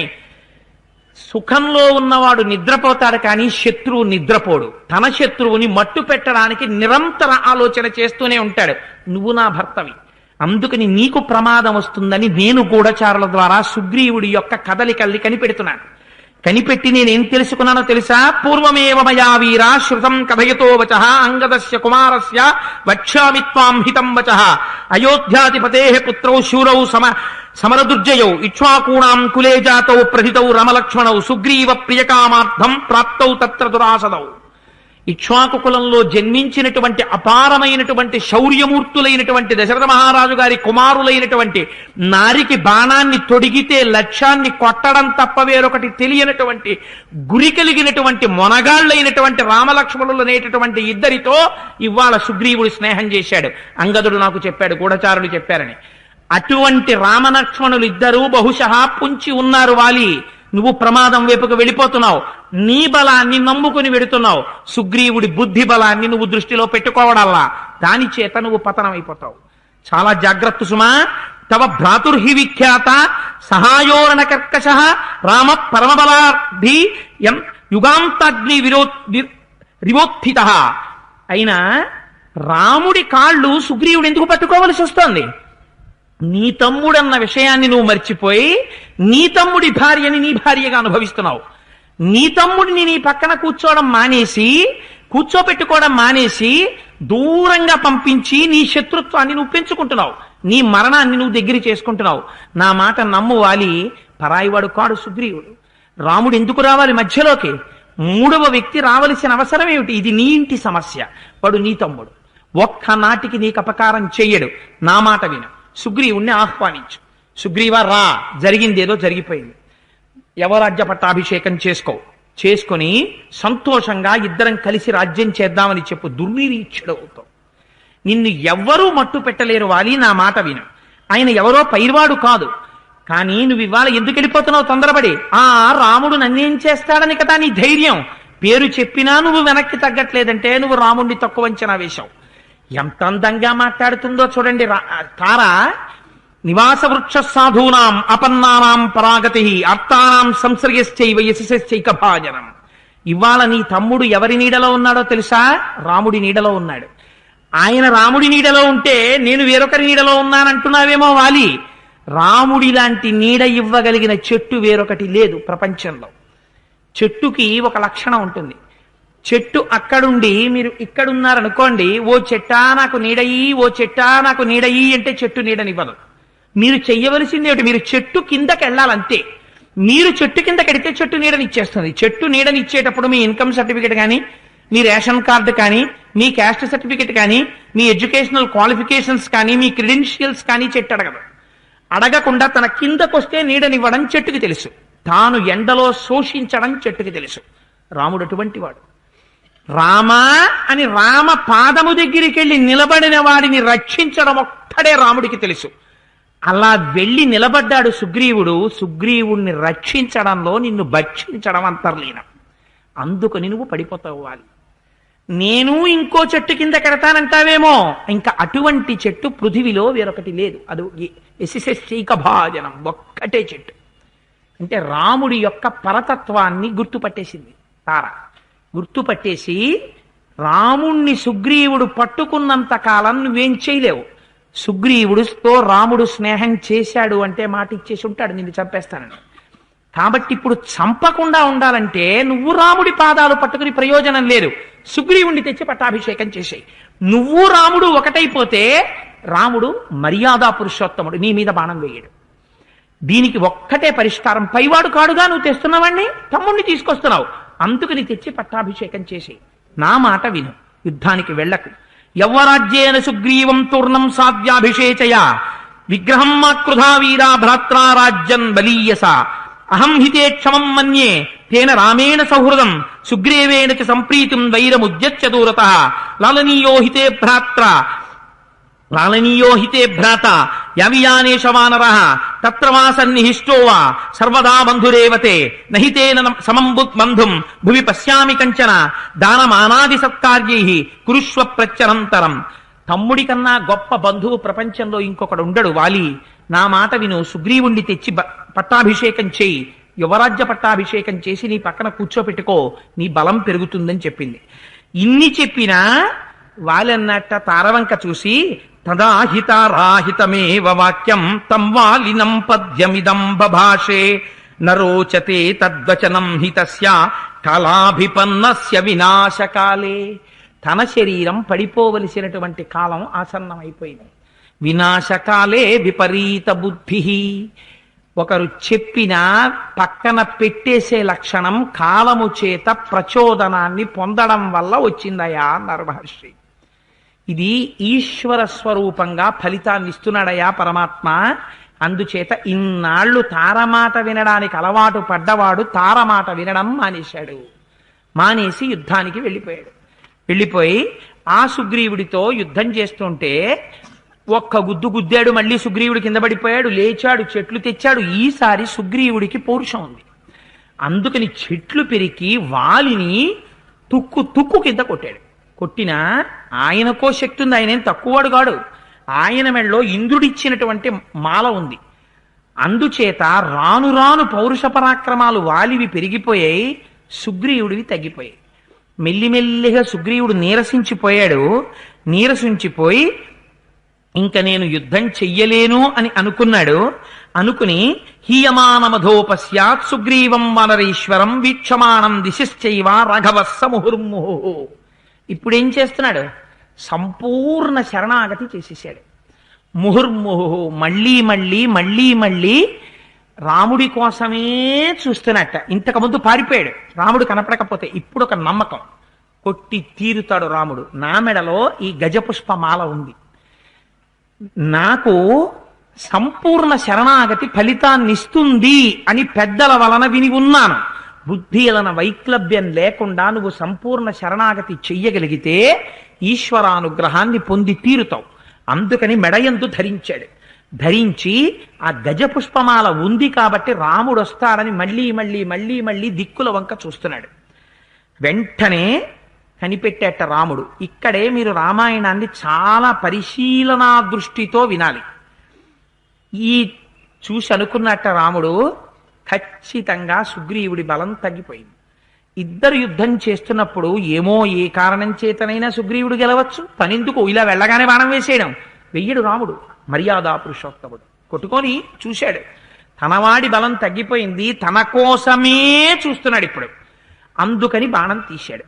తీసి తతో ధనుషి సంధాయ శరమాశీవశోపమం పూరయామాస తచ్చాపం కాలచక్రమివాంతకః తస్య జాతలఘోషేణ తస్రాహ పత్రరథేశ్వరాః ప్రదుద్రువుర్మృగాశ్చైవ యుగాంత ఇన మోహితాః ముక్తస్తు వజ్రనిర్ఘోష ప్రదీప్తాశ నిససన్నిభః రాఘవేణ మహాబాణో వాలి వక్షసి పతితః.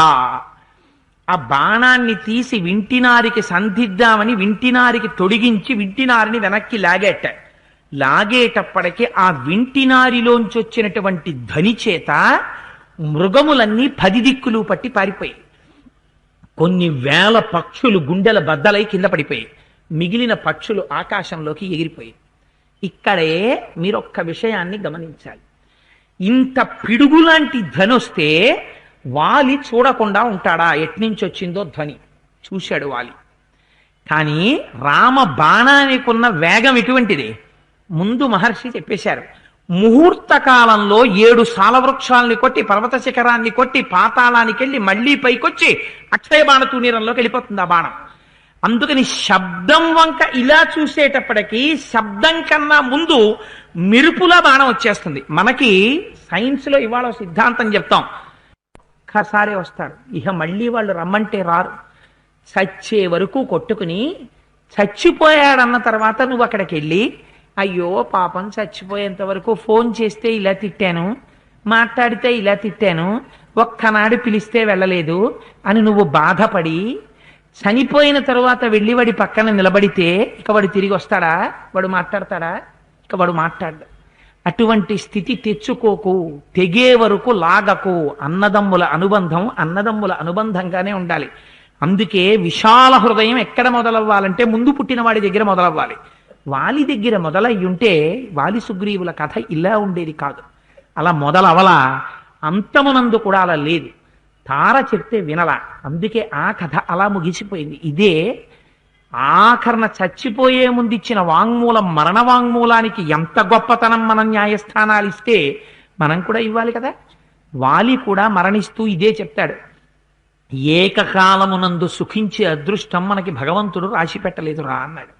ఇద్దరూ కలిసి రాజ్యం చెయ్యొచ్చు, చెయ్యలేకపోయారు. నిష్కారణ వైషమ్యాన్ని పెంచుకున్నాను రా సుగ్రీవా, మరిచిపోరా అన్నాడు. రామాయణం మనకి అందం నేర్పుతుంది, జీవితం నేర్పుతుంది. అందుకే కిష్కింధకాండ సముద్రమంత గంభీరమైన కాండ. ఎన్ని కోణాల్లో ఆవిష్కరిస్తారో మహర్షి దాన్ని మీరు చూద్దురు గాని. పడిపోయాక ధనస్సు చేత పట్టుకుని రాముడు వెనక లక్ష్మణుడు నలుగురు మంత్రులు కలిసి అక్కడికి వచ్చారు. చేతులు కట్టుకుని సుగ్రీవుడు నిలబడ్డాడు, ఇంత చంపించేసినవాడు. నిలబడ్డ తర్వాత రాముణ్ణి చూశాడు వాలి. చూసి ఒక పెద్ద ఛార్జ్ షీట్ ఒకటి ప్రవేశపెట్టాడు. ఎవరి మీద? సుగ్రీవుణ్ణి అడగలేదు, గమ్మత్తు. వాలిని అడిగి ఈ ప్రశ్నలన్నీ రాముణ్ణి అడిగాడు. ఎంత గొప్ప ప్రశ్నలు వేశాడో తెలుసా అండి. ఇంకొకడైతే అదే నేను అంటున్నది. ఆస్తిక్య బుద్ధి అంటే తను చేసినటువంటి పనికి సంబంధించిన అన్ని కోణముల యందు తనకి సమగ్రమైనటువంటి ధైర్యం ఉండాలి. నేను చేస్తున్న పని పరమ యథార్థమో. నీకు రామాయణం మీదే నమ్మకం లేకపోతే నువ్వు చెప్పకు వినకు, అనవసరం. It's a time waste. హాయిగా టీవీ చూడు. రామాయణం వినేటప్పుడు రామాయణం నన్ను ఉద్ధరిస్తుందన్న పూనికుంటే విను. ఈ రామాయణం నన్ను ఉద్ధరిస్తుందన్న నమ్మకం నీకుంటే రామాయణం చెప్పు, అంతే. ఈ పూనిక నీకు ప్రతి విషయంలో ఉండాలి. ఆ పూనిక అంటే రాముడు ఎలా ఉంటాడో చూడండి. వాళ్ళు అడిగాడు, పరాన్ముఖవధం కృత్వా కోను ప్రాప్తస్త్వయా గుణః యదహం యుద్ధ సంరబ్ధ తత్కృతే నిధనంగతః రామః కరుణవేదీ చ ప్రజానాంచ హితే రతః సానుక్రోశో మహోత్సాహః సమయజ్ఞో దృఢవ్రతః ఇతి తే సర్వభూతాని కథయంతి యశో భువి దమ దమ శమ క్షమ ధర్మో ధృతి సత్యం పరాక్రమః పార్థివానాం గుణో రాజన్ దండశ్చాప్యకారిషు సతాం వేషధరం పాపం ప్రచ్ఛన్నమివ పావకం నాహం త్వాం అధిజానామి ధర్మచ్చత్మాభి సంవృతం వయం వనచరా రామ మృగా మూలఫలాశనాః ఏషా ప్రకృతిరస్మాకం పురుషస్తం నరేశ్వరః భూమిర్హిరణ్యం రూప్యం చ నిగ్రహే కారణాని చ తత్ర కస్తే వనే లోభో మదీయేషు ఫలేషు వా నయశ్చ వినయశ్చోభ నిగ్రహానుగ్రహావసి రాజవృత్తిరసంకీర్ణ నృపః కామవృత్తయః తంతు కామ ప్రధానశ్చ కోపనశ్చావస్థితః రాజవృత్తైశ్చ సంకీర్ణ శరాసనమ పరాయణః రాజః బ్రాహ్మః గోఘ్రః చోరః ప్రాణివధేరతః నాస్తిక పరివేత్తా చ సర్వే నిర్యగామినః అధార్యం చర్మమే సద్భి రోమణ్యస్థితిజవర్జితం అభక్షాని చ మాంసాని తద్భిరైర్ ధర్మచారభిః పంచ నఖా భక్ష్య బ్రహ్మ క్షత్రేణ రాఘవ శల్యక స్వావిధో గోధా శశః కూర్మశ్చ పంచమః అని ఇన్ని విషయాలు ప్రవేశపెట్టాడంటే రామ నువ్వు చాలా గొప్పవాడివంటారు, ధర్మం తెలుసున్నవాడివంటారు, పరాక్రమం ఉన్నవాడివంటారు, వీర్యం ఉన్నవాడివంటారు, ఇక్ష్వాకు కులంలో పుట్టేవంటారు, ధర్మాత్ముడైన దశరథ మహారాజు గారికి కొడుకు అంటారు, తండ్రి మాటకి కట్టుబడి అరణ్యానికి వచ్చాడంటారు. నీ వంటి వాడు, నీ వంటి ధర్మాత్ముడు నీతో యుద్ధం చెయ్యకుండా ఇంకొక వైపుకి తిరిగి నేను ఇంకొకరితో యుద్ధం చేస్తుంటే చెట్టు చాటు నుంచి బాణం ప్రయోగించి నన్ను కొట్టడానికి నీకు సిగ్గుగా లేదా? నా చర్మం పనికొస్తుందా? నా చర్మాన్ని ఒలిచి వేసుకు కూర్చోడానికి పనికిరాదు, నా మాంసం తినడానికి పనికిరాదు, నా గోళ్లు తీసి ఉపయోగించుకోవడానికి పనికిరావు. యుద్ధం అంటూ జరిగితే, దెబ్బలాటంటూ వస్తే మూడింటి విషయాల వల్లే రావాలి. బంగారం వల్ల రావాలి, వెండి వల్ల రావాలి, భూమి వల్ల రావాలి. నీకు నాకు ఈ విషయాల్లో తగాదా లేదు. నేను నీ భూమిలోకి రాలేదు, నువ్వు మా రాజ్యంలోకి వచ్చావు.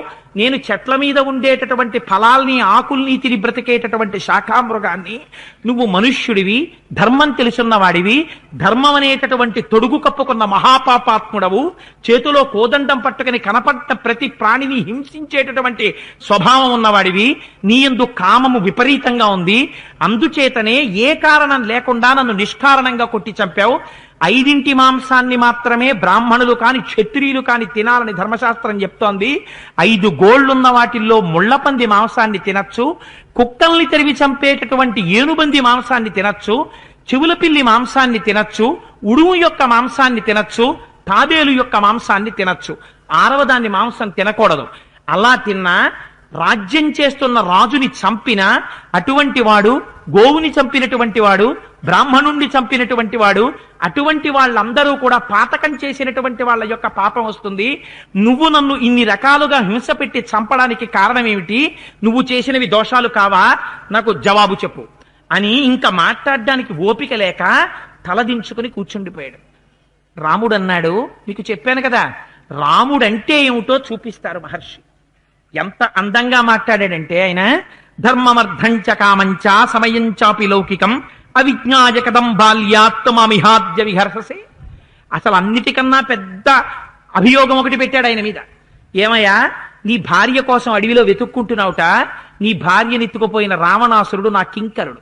నువ్వు నాకు చెప్తే రావణాసురుణ్ణి పశువుని ఇచ్చినట్టు మెళ్ళో పాశమేసి ఈడ్చుకొట్టి నీ కాళ్ళ ముందు బారెద్దను. వాడు స్వర్గంలో దాక్కున్నా పాతాళంలో దాక్కున్నా. అటువంటిది నాకు చెప్పకుండా నన్నే గెలవలేని సుగ్రీవుణ్ణి ఆశ్రయించి సీతమ్మని తెచ్చుకోవడానికి ప్రయత్నించావు. సుగ్రీవుడి కోసం నన్ను చంపావు. ఇది కిరాయి హత్య కాదా? నువ్వు ఈ పని చెయ్యొచ్చా అని అడిగాడు. ఎంత గొప్ప మాట అడిగాడో చూడండి. అడిగితే రాముడు అన్నాడు, ధర్మమర్థంచ కామంచ సమయంచాపి లౌకికం అవిజ్ఞాయ కథం బాల్యాత్ మామిహాద్య విగహసే. నీకేం తెలుసురా ధర్మం గురించి? ధర్మం గురించి తెలుసా? అర్థం గురించి తెలుసా? కామం గురించి తెలుసా? నువ్వు అజ్ఞానివి. నువ్వు బాలుడు ఎలా ప్రవర్తిస్తాడో అలా ప్రవర్తించేవాడివి. నీకేం తెలుసని నా గురించి ఇన్ని ఆరోపణలు చేశావు. అపృష్ట్వా బుద్ధి సంపన్న వృద్ధ ఆచార్య సమ్మతాన్న సౌమ్యవానర చాపల్య తత్వం మాం వక్తుమిహేచ్ఛసి. ఒకవేళ నీయంత నీవుగా నువ్వు అజ్ఞానివి కాబట్టి నీకు తెలియకపోతే ఆచారం తెలుసున్నవారు, పెద్దలైన వారు, బుద్ధి ఉన్నటువంటి వారిని ఆశ్రయించి నువ్వు కనుక్కోవాలి. నీకవేం తెలియవు. తెలియకుండా నా గురించి ఏదో అడిగేస్తున్నావు. తాం పాలయతి ధర్మాత్మ భరత సత్యవాగ్రుజు ధర్మ కామార్థతత్వజ్ఞో నిగ్రహానుగ్రహే రతః. ఇక్ష్వాకుల యొక్క రాజ్యంలోకి ఈ భాగం కూడా వస్తుంది. ఆ ఇక్ష్వాకు వంశంలో పుట్టినటువంటి భరతుడు ఇప్పుడు రాజ్యం చేస్తున్నాడు. ఆయన పరమధర్మాత్ముడు. ఇక్ష్వాకు వంశం వారు రాజ్యం చేస్తుండగా ధర్మాధర్మములు జరిగిన చోట నిగ్రహించేటటువంటి అధికారం మాకుంటుంది. తంతు సంక్లిష్ట ధర్మాచ కర్మణాచ విగర్హిత కామతంత్ర ప్రధానశ్చ నస్థితో రజవత్మని. నువ్వు కేవలము కామతంత్రుడవు. నీకు కామం తప్ప వేరొకటి తెలియదు. నీ బుద్ధి అర్థమునందు మాత్రమే సక్రమంగా ఉంది. నీ బుద్ధి కామమునందు లేదు. అందుచేత నీకు ధర్మాధర్మ విచక్ష చేసేటటువంటి అధికారం లేదు. నువ్వు నాయందు తప్పు పట్టి మాట్లాడుతున్నావు. జ్యేష్ఠో భ్రాత పితాచాపి యస్య విద్యాం ప్రయచ్చతి త్రయస్తే పితరోజ్ఞేయ ధర్మేచ పధివత్తినః. జన్మనిచ్చినటువంటి తండ్రి, పెద్ద అన్నగారు, చదువు నేర్పినటువంటి గురువు, ఈ ముగ్గురు తండ్రులతో సమానం. ఈ ముగ్గురు ఎలా తండ్రులతో సమానమో యవీయామత్తన పుత్ర శిష్యశ్చాపి గుణోదిత పుత్రవత్తేత్రయశ్చిత్య స్థిన్య ధర్మశ్చైవాత్ర కారణం. అలాగే తనకి జన్మించినటువంటి కుమారుడు, తోడపుట్టినటువంటి తమ్ముడు, తను విద్య నేర్పినటువంటి శిష్యుడు, ఈ ముగ్గురు కూడా తనకి కుమారులతో సమానం. మీ తండ్రి మరణించాడు. మీ తండ్రి మరణించడం చేత, పెద్దన్నగారి అవ్వడం చేత నువ్వు తండ్రితో సమానం. నీ తమ్ముడు సుగ్రీవుడు, ఆ తమ్ముడి భార్య రుమ, నీకు కోడలితో సమానం. కోడలితో సమానమైనటువంటి రుమని నువ్వు అనుభవించావు. నీ భార్యగా కామసుఖాల్ని పొందుతున్నావు. ఎలా? సుగ్రీవుడు బ్రతికున్నాడని తెలిసి. ఎందుకు ఈ మాట అంటాను రామచంద్రమూర్తి? సుగ్రీవుడు కూడా తారతో కొంతకాలం అలా ఉన్నాడు. మరి అప్పుడు సుగ్రీవుడిది దోషం కాదా? ఎప్పుడున్నాడు అంటే గుహలోకి వాలి ఉండిపోయినప్పుడు, శిలాకి ద్వారం అడ్డు పెట్టి వెనక్కి వచ్చినప్పుడు తారతో రమించాడు సుగ్రీవుడు కూడా. మరి అప్పుడు సుగ్రీవుడిది దోషం కాదా? అంటే సంధ్యావందనం చేసేటటువంటి వానర జాతి, రాజ్య పరిపాలన చేసేటటువంటి వానర జాతి, మంత్రుల చేత సేవింపబడే వానర జాతికి కొన్ని నియమాలుంటాయి. వాళ్ళు భర్త మరణిస్తే మరిది గారితోనైనా సరే పునర్వివాహం చేసుకుని వారితో ఉండొచ్చు. అందుకని భర్త మరణించాడు అని ఆనాడు నమ్మింది తార. అందుకే అంత్యేష్టి సంస్కారం కూడా సుగ్రీవుడు చేసేశాడు. ఉదక క్రియలు కూడా చేసేశాడు. చచ్చిపోయాడు అనుకున్నాడు కాబట్టి తారతో సుగ్రీవుడు ఆనాడు ఉండడం ధర్మం తప్పడం కాదు. కానీ ఇవాళ సుగ్రీవుడు బతికున్నాడు, ఋష్యమూక పర్వతం మీద ఉన్నాడని నీకు తెలుసు. తెలిసి నువ్వు రుమతో కామసుఖాలను అనుభవించావు. అందుచేత ఒక మామగారు కోడలితో కామభోగాన్ని అనుభవిస్తే ఎంత దోషమో అంత దోషాన్ని నువ్వు అనుభవించావు.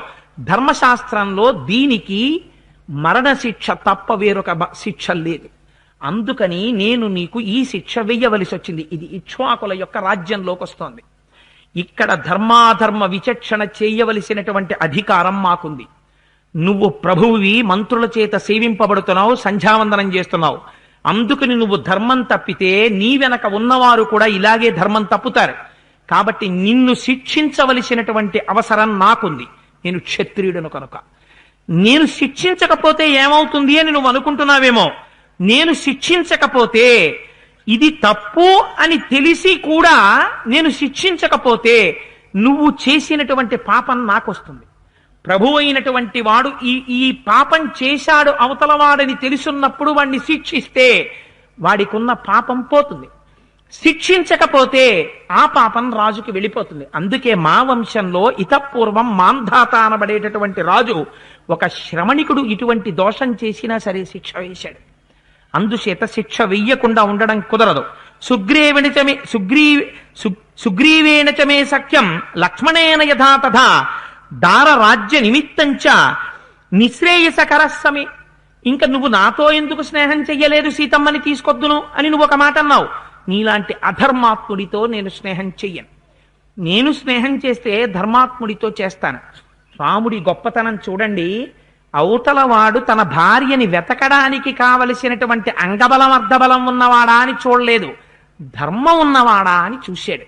ఏది రక్షించేది? ధర్మం రక్షిస్తుంది అని నమ్మాడు. అందుకే రామో విగ్రహవాన్ ధర్మ. అందుకని ధర్మాత్ముడైన సుగ్రీవుడితో స్నేహం చేశాను. స్నేహం చేశాను కాబట్టి ఒడంబడిక చేసుకున్నాను. ఒడంబడిక చేసుకున్నాను కాబట్టి సుఖదుఖములు ఒకటయ్యాయి. అందుకని నిన్ను చంపాను. అయితే ఇక్కడ ఒక్క మాట చెప్తాను. నన్ను చెట్టుచాటు నుంచి చంపావు, కనపడకుండా చంపావు, దోషం కదా అని నన్ను ఒక మాట అడిగావు. దానికి నీకు జవాబు చెప్తున్నాను. ఒక్క విషయం జ్ఞాపకం పెట్టుకో. అలా నిన్ను నేను చంపకపోతే ఏమవుతుందో కూడా చెప్తున్నాను. రాజాభిధృత దండాశ్చ కృత్వా పాపాని మానవాః నిర్మలా స్వర్గ మాయంతి సంత సుకృతినో యథా. రాజు దండన చేసి తప్పు చేసిన వాడిని శిక్షించేస్తే వాడు చేసిన పాపం ఇక్కడే పోతుంది, వాడు పూర్వస్థితిని పొందేస్తాడు. ఇప్పుడు నువ్వు ఏ పాపము చెయ్యనటువంటి వాడి స్థితికి వచ్చేసావు. ఇక్కడ పాపం ఇక్కడ పోయింది, అందుకని ఉత్తమ లోకాలకు వెళ్ళిపోతావు. అలా శిక్షించకపోతే నాకు ఆ పాపం వస్తుంది. 2, చెట్టుచాటు నుంచి కొట్టావు, అధర్మం కదా. నేను వేరొకడితో యుద్ధం చేస్తుంటే కొట్టావు, దోషం కదా అని అడిగావు. ఇక్కడ నేను ఒక తీర్పు చెప్తున్నాను, వాలి జాగ్రత్తగా విను. నమే తత్ర మనస్తాపో నమన్యుర్హరి పుంగవ వాగురాభిశ్చ పాపైశ్చ కూటైశ్చ వివిధైర్నరాః. ఎలా పట్టుకోవచ్చుట? వాగురాభిశ్చ పాశైశ్చ కూటైశ్చ వివిధైర్నరాః. నేను మానవుణ్ణి, నువ్వు వానరానివి, శాఖామృగానివి. నువ్వు జంతువువి, నేను మనిషిని.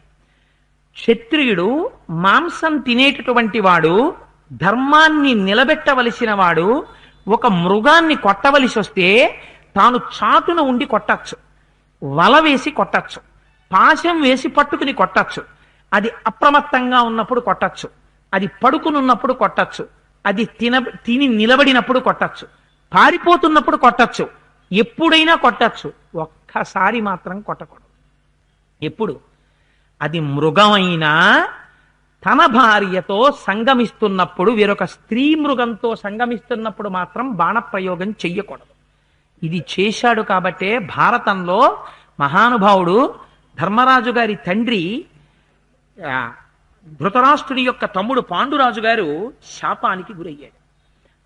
అలా చేశాడు కాబట్టే రామాయణం పుట్టింది. బాలకాండ మొట్టమొదట్లో మీకు చెప్పాను, క్రౌంచ పక్షుల్లో ఒక పక్షిని కొడితే రామాయణం వచ్చింది. అందుచేత మిథున లక్షణంతో నువ్వు లేవు, అందుకని నిన్ను కొట్టేశాను కాబట్టి నేను నరుణ్ణి కనుక నిన్ను వలేసి కొట్టచ్చు, పాశం వేసి కొట్టచ్చు, చాట్ నుంచి కొట్టచ్చు, ముందు నుంచి కొట్టచ్చు, పారిపోతుంటే కొట్టచ్చు, లేదు నిలబడినప్పుడు కొట్టచ్చు, నువ్వు తిని నిలబడి ప్రమత్తతతో ఉన్నప్పుడు కొట్టచ్చు, అప్రమత్తుడవై ఉన్నప్పుడు కొట్టచ్చు. ఎలా కొట్టినా నాకు పాపం రాదని తెలుసు కాబట్టి కొట్టాను, నాకేమి బెంగలేదు. ఈ మాట ఒరే నీ జీవితంలో కూడా నువ్వు అనగలిగిన స్థితిని నేర్చుకో. నువ్వు ఒక నిర్ణయం తీసుకుని ఒక పని చేస్తే ఆ తర్వాత అయ్యో నేను తప్పు చేశానేమో అన్న భావన ఇంకా రాకూడదు. ఎప్పటికీ నేను చేసినది యథార్థమే అని చెప్పగలిగితే ఆ పని చెయ్యి. అలా చెప్పలేకపోతే ఆ పని జోలికి నువ్వు వెళ్ళకు. ఇది మనుష్యుడికి ఉండవలసిన ప్రధాన లక్షణం. ధర్మమును ఆధారం చేసుకుని విచక్షణ చెయ్యి. రామాయణం మనకి నేర్పింది. అందుకని నిన్ను కొట్టాను, నా యందు పాపం లేదు, ఏ దోషం లేదు. కానీ నువ్వు మాత్రం రోషం కలిగి చచ్చిపోయే ముందు నన్ను ప్రశ్నలు వేశావు. ఉన్నటువంటి యథార్థాన్ని నీకు చెప్పాను. నా యందు ఏ పాపము లేదు. నువ్వు ఒక పిల్లవాడు ఎలా మాట్లాడతాడో అలా మాట్లాడుతున్నావు. వాలి నీదే పొరపాటని చెప్పారు. చెప్పేటప్పటికీ ఇంత వాలి కూడా ఎంత చిత్రం అంటే 2 చేతులు వెనక్కి పెట్టేసి అంజలి ఘటించి, మహానుభావ, ధర్మాత్మ, రామచంద్ర, నువ్వు చెప్పింది పరమ యథార్థం. దోషం నాయందే ఉంది.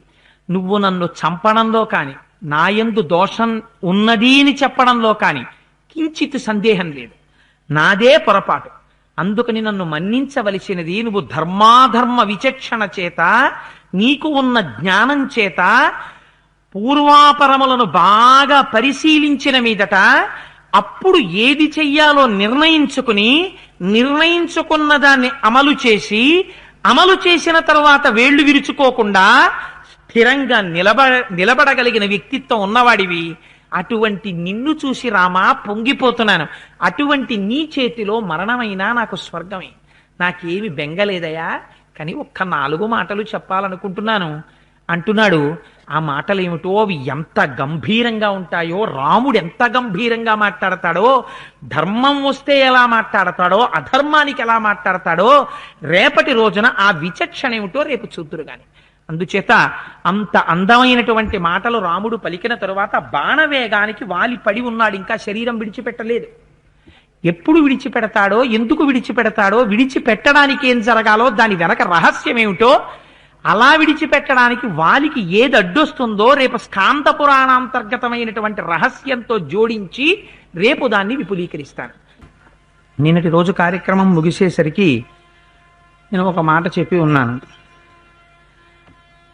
వాలి రామచంద్రమూర్తి చేత నిగ్రహింపబడిన వాడై భూమి మీద పడిపోయి తన ఒంట్లోంచి రక్తం ఏరుల్లా ప్రవహిస్తుంటే ఆ బాణం హృదయంలో చాలా గట్టిగా నాటుకుపోయింది.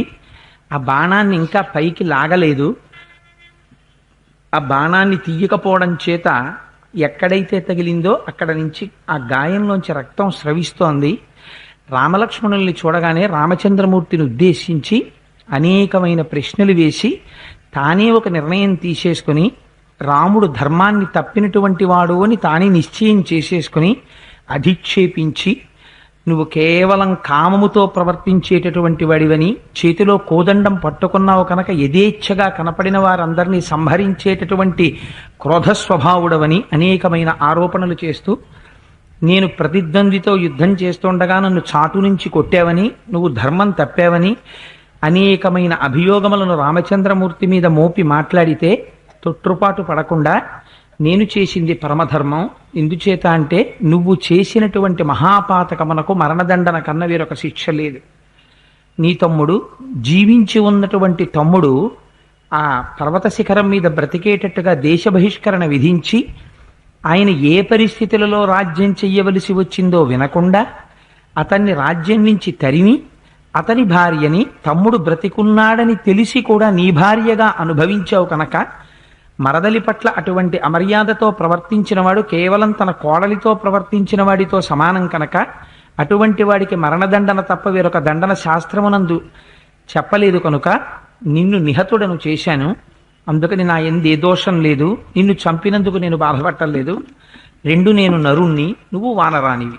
నువ్వు శాఖామృగానివి. నిన్ను పాశంతో పట్టుకోవచ్చు, వలవేసి పట్టుకోవచ్చు, మాటు పెట్టి పట్టుకోవచ్చు.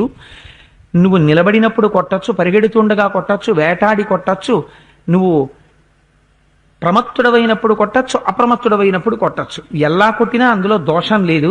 అందుచేత నిన్ను కొట్టడంలో నేను చాలా ఆలోచించే ఈ నిర్ణయానికి వచ్చి సంహరించాను కనుక నా యందు ఏ దోషము లేదు. ధర్మం గురించి మాట్లాడడానికి తనంత తానుగా తెలిసిన్నవాడైనా అయ్యుండాలి, శాస్త్ర పరిశోధన చేసినటువంటి వాడై. కానీ నువ్వు సహజంగా వానరజాతికి చెందినవాడివి, నీకు అటువంటి శాస్త్ర ప్రవేశం లేదు. పెద్దలైనటువంటి వారి దగ్గర ఆచార్యుల చేత శిక్షింపబడినటువంటి బుద్ధి కలిగిన వాడవు కావు.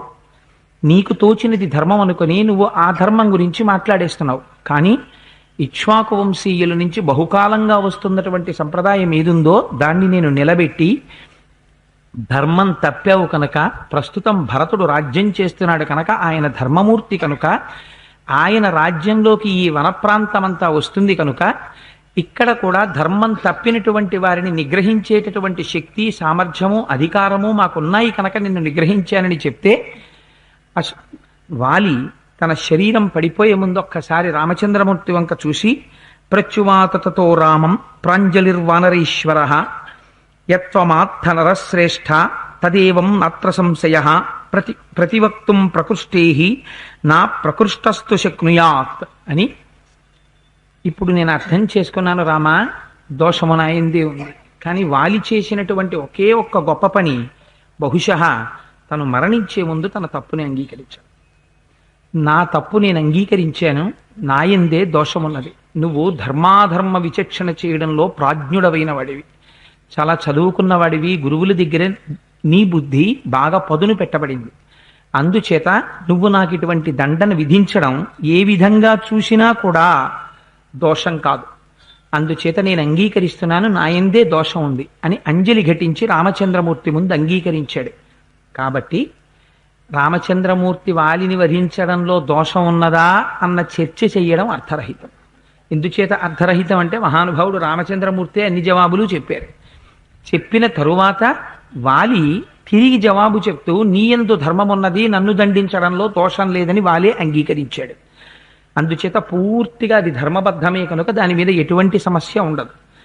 అప్పటికీ ఇంకా రాముడి చెట్టు చాట్ నుంచి వాలిని కొట్టాడన్న అపవాదు ప్రపంచంలో ఉండిపోతుందేమోననేటటువంటి శంకతోటే లక్ష్మణమూర్తి యుద్ధకాండలో ఇంద్రజిత్తుడిని నిహతుడిని చేసేటప్పుడు, మా అన్న ధర్మాత్ముడైతే అని ఒకసారి శ్లోకం చదివి అప్పుడు బాణప్రయోగం చేస్తే ఇంద్రజిత్తు యొక్క శిరస్సు తెగిపోయింది.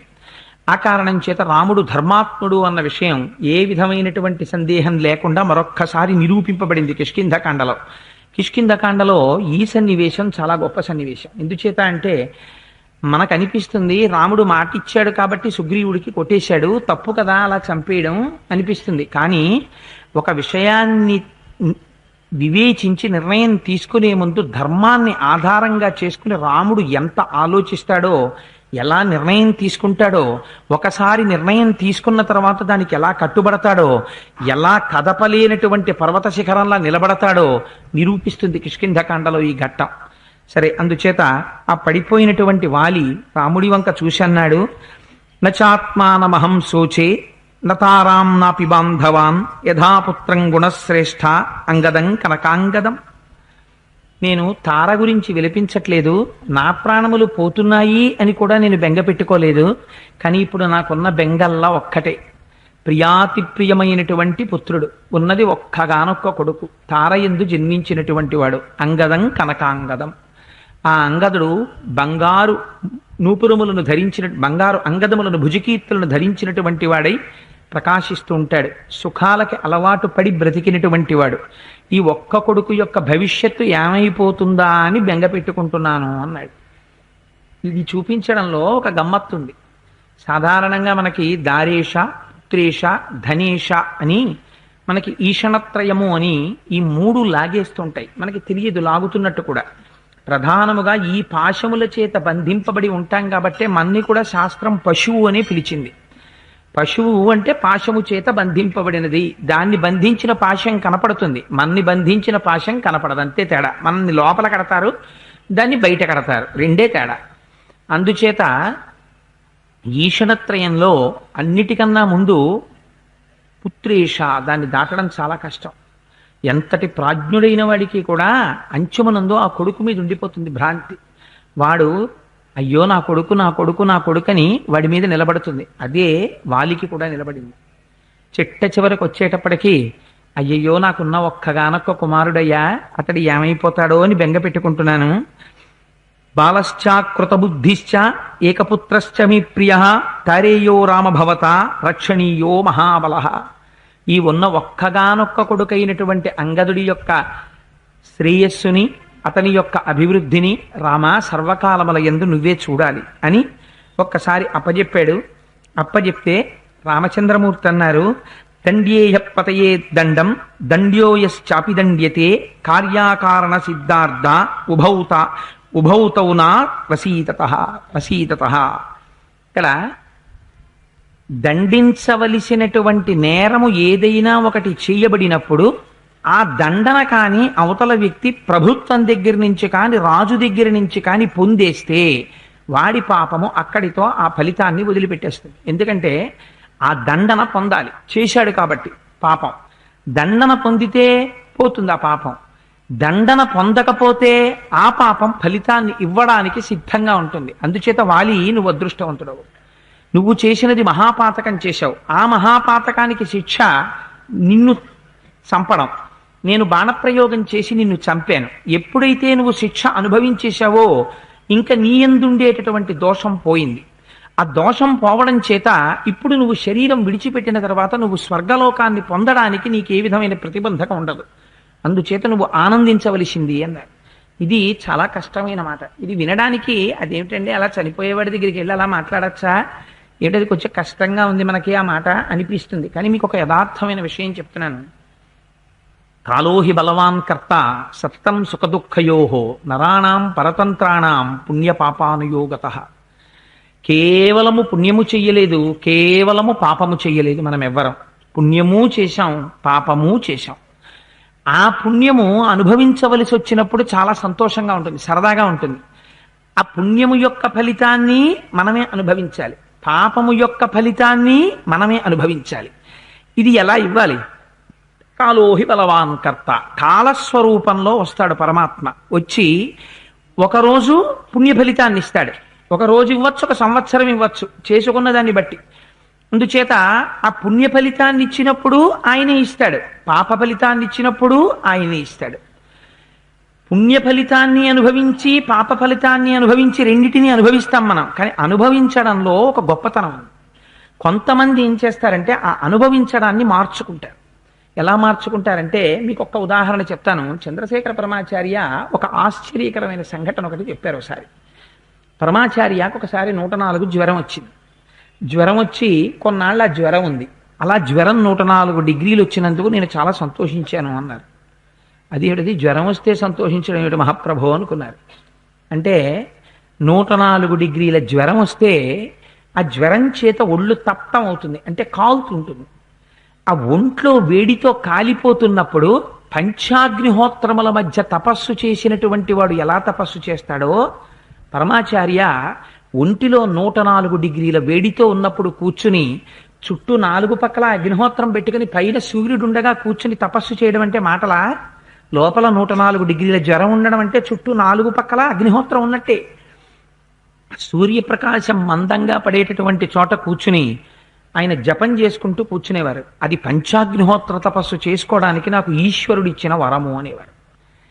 అలా మార్చుకోగలిగినటువంటి సద్బుద్ధికి ఎదగగలిగితే, అంతటి మహాసత్వం ప్రకాశించగలిగితే, తనకొక అనారోగ్యం కలిగిన నాడు ఏదో పాపం ఉందండి నేను చేసింది, ఆ పాపం ఇలా వెళ్ళిపోతోంది, అనుభవింప చేసేస్తున్నాడు పరమాత్మ, నేను కోరుకుంటున్నది ఒక్కటే, దీన్ని తట్టుకోగలిగిన శక్తి నిమ్మని. దీనికి నేను వశుడనైపోయాను అనుకోండి, వశుడవడానికి తట్టుకోగలగడానికి ఒక గొప్ప తేడా ఉంది. తట్టుకోగలిగితే ఈశ్వరుడి వైపుకి నిలబడిపోతాడు, తట్టుకోలేకపోతే ఆ నొప్పికి వశుడైపోతాడు. ఒక ఉదాహరణ, ఏదో ఒక విశేషమైన పడిశం పట్టింది అనుకోండి. అంటే నేను చెప్తున్నానని గొప్ప కోసం నేను చెప్పట్లేదు, ఒక ఉదాహరణకు మాత్రమే నేను ఈ విషయాన్ని చెప్తున్నాను. ఇంత పడిశం పట్టింది కాబట్టి రామాయణానికి వెళ్ళాలా, పడిశం పట్టింది కాబట్టి ఇంట్లో ఉండాలా అని మీమాంస వచ్చింది అనుకోండి. ఇంట్లో ఉన్నంత మాత్రం చేత పడిశం తగ్గిపోతుందా? వచ్చి ఇంకొక మాట ఆవిరి పడతాను కానీ రామాయణమే వింటాను అని రామాయణానికి వచ్చాడు అనుకోండి.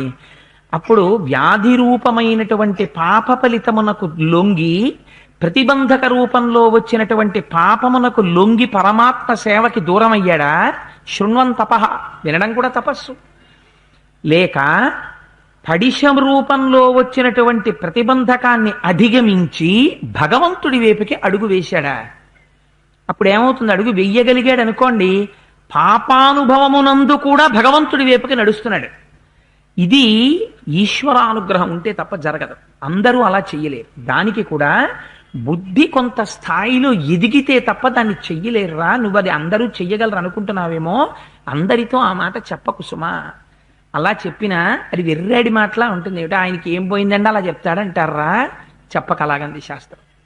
అందుచేత చూడండి ఎంత గమ్మత్తుగా ఉంటుందో. అందుకని రాముడు అన్నాడు, వాలి నువ్వు చింతించకు, వచ్చినటువంటి వాడు వెళ్ళిపోక తప్పదు. నువ్వు ఎంత బలాఢ్యుడవైనా నువ్వు వెళ్ళిపోవలసిందే. కానీ వెళ్ళిపోవడంలో నువ్వు ఒక అదృష్టవంతుడివి. నువ్వు సహజంగా వెళ్ళిపోయి ఉండుంటే వృద్ధుడవై నువ్వు చేసిన మహాపాతకాన్ని నిన్ను కట్టి కుడిపేసి ఉండేది. నీకు ఇహ ఉత్తమ లోకాలు లేవు. కానీ నా చేత బాణం పడింది నీ ఒంటి మీద. పడ్డంలో నీ పాపం పోయింది ఇక్కడతోటి. అయితే మీకు ఇక్కడ ఒక అనుమానం రావాలి.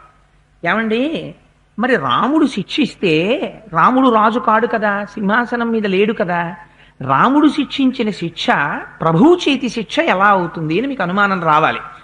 మీరు అందుకే వెంటనే ఒక్కసారి అయోధ్యకాండ విన్నప్పటి విషయంలోకి మీరు ఒకసారి వెళ్ళండి. అయోధ్యకాండలో రాముడు ఒక మాట చెప్పాడు. 100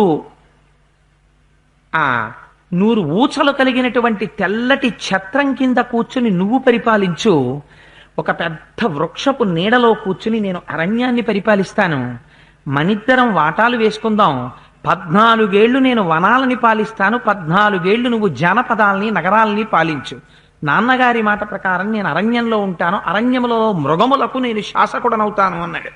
అందుచేత ఆయన శాసకత్వమునకు భంగం లేదు. ఆయన వేసిన శిక్ష ప్రభుత్వ శిక్షే. అందుచేత రాజు వేసిన శిక్షతో తుల్యమైంది. అక్కడ కూడా రాముడు ధర్మం తప్పి మాట్లాడలేదు. సింహాసనం మీద లేని రాముడిగా శిక్ష వెయ్యడంలో తేడా ఏమీ లేదు. అందుకని ఎంత గంభీరమైన మాట చెప్పాడో చూడండి.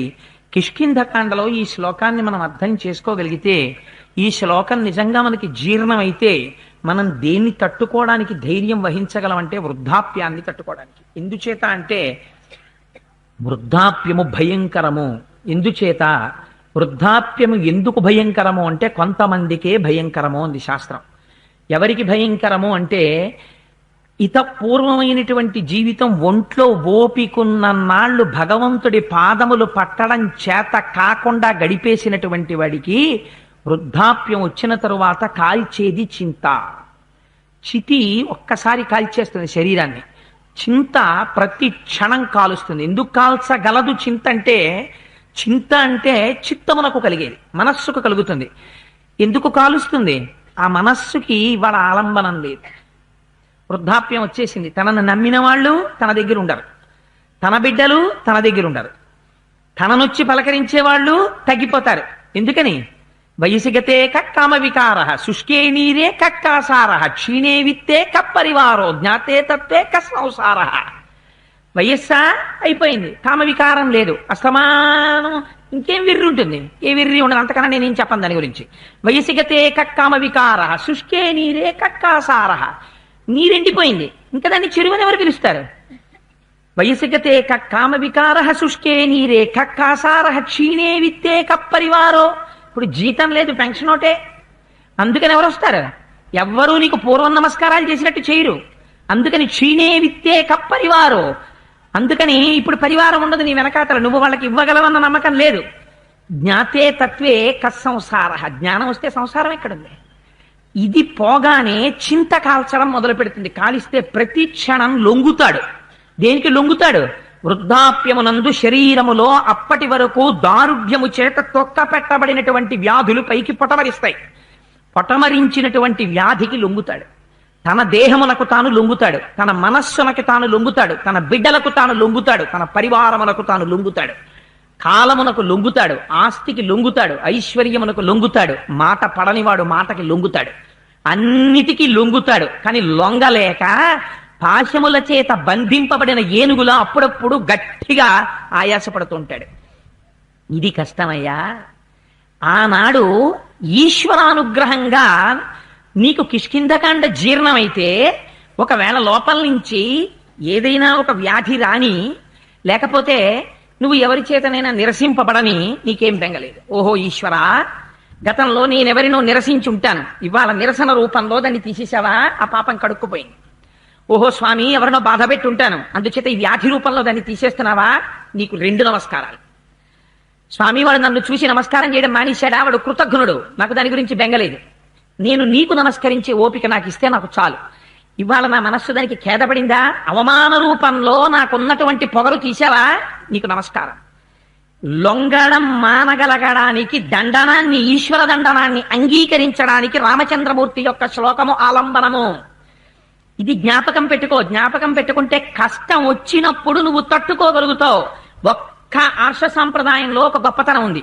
ఈ మతంలో మీకెప్పుడు ఒక్కటే ఆశీర్వచనం చేస్తారు. ఏమిటి ఆశీర్వచనం అంటే, కష్టమును తట్టుకునేటటువంటి శక్తిని ఇమ్మని అడుగుతారు తప్ప నీకు ఏ కష్టం రాదండి, మీకు ఏ రోగం రాదండి, మీకేమి ఇబ్బందులు రావండి అని అభయములు ఇవ్వరు. అందుకే ఉగాది వచ్చిందనుకోండి, ఏం చేస్తారు, ఉగాది పచ్చడి తినమంటారు. ఉగాది పచ్చట్లో ఏం వేస్తారు, వేప పువ్వు తెచ్చి వేస్తారు. ఎందుకు వేప పువ్వు వేసుకోవడం, అంత చేదుగా ఉండే వేప పువ్వు? అబ్బాయి, ఈ సంవత్సరం మళ్ళీ వచ్చే సంవత్సరం పేరుతో 365 రోజులు నువ్వు చూస్తావు, 2 ఆయనములు చూస్తావు, 12 మాసములు చూస్తావు, ఉత్తరాయణ దక్షిణాయనాలు అనేటటువంటి 2 ఆయనాల్ని చూస్తావు. నాడు నీ తర్వాత సుగ్రీవుడి పట్ల నా పట్ల అలాగే ఉంటాడు. అంటే ఏమవుతుంది, ఆయన మా ఇద్దరి యందు తండ్రిని చూస్తాడు, నీకేం బెంగలేదు.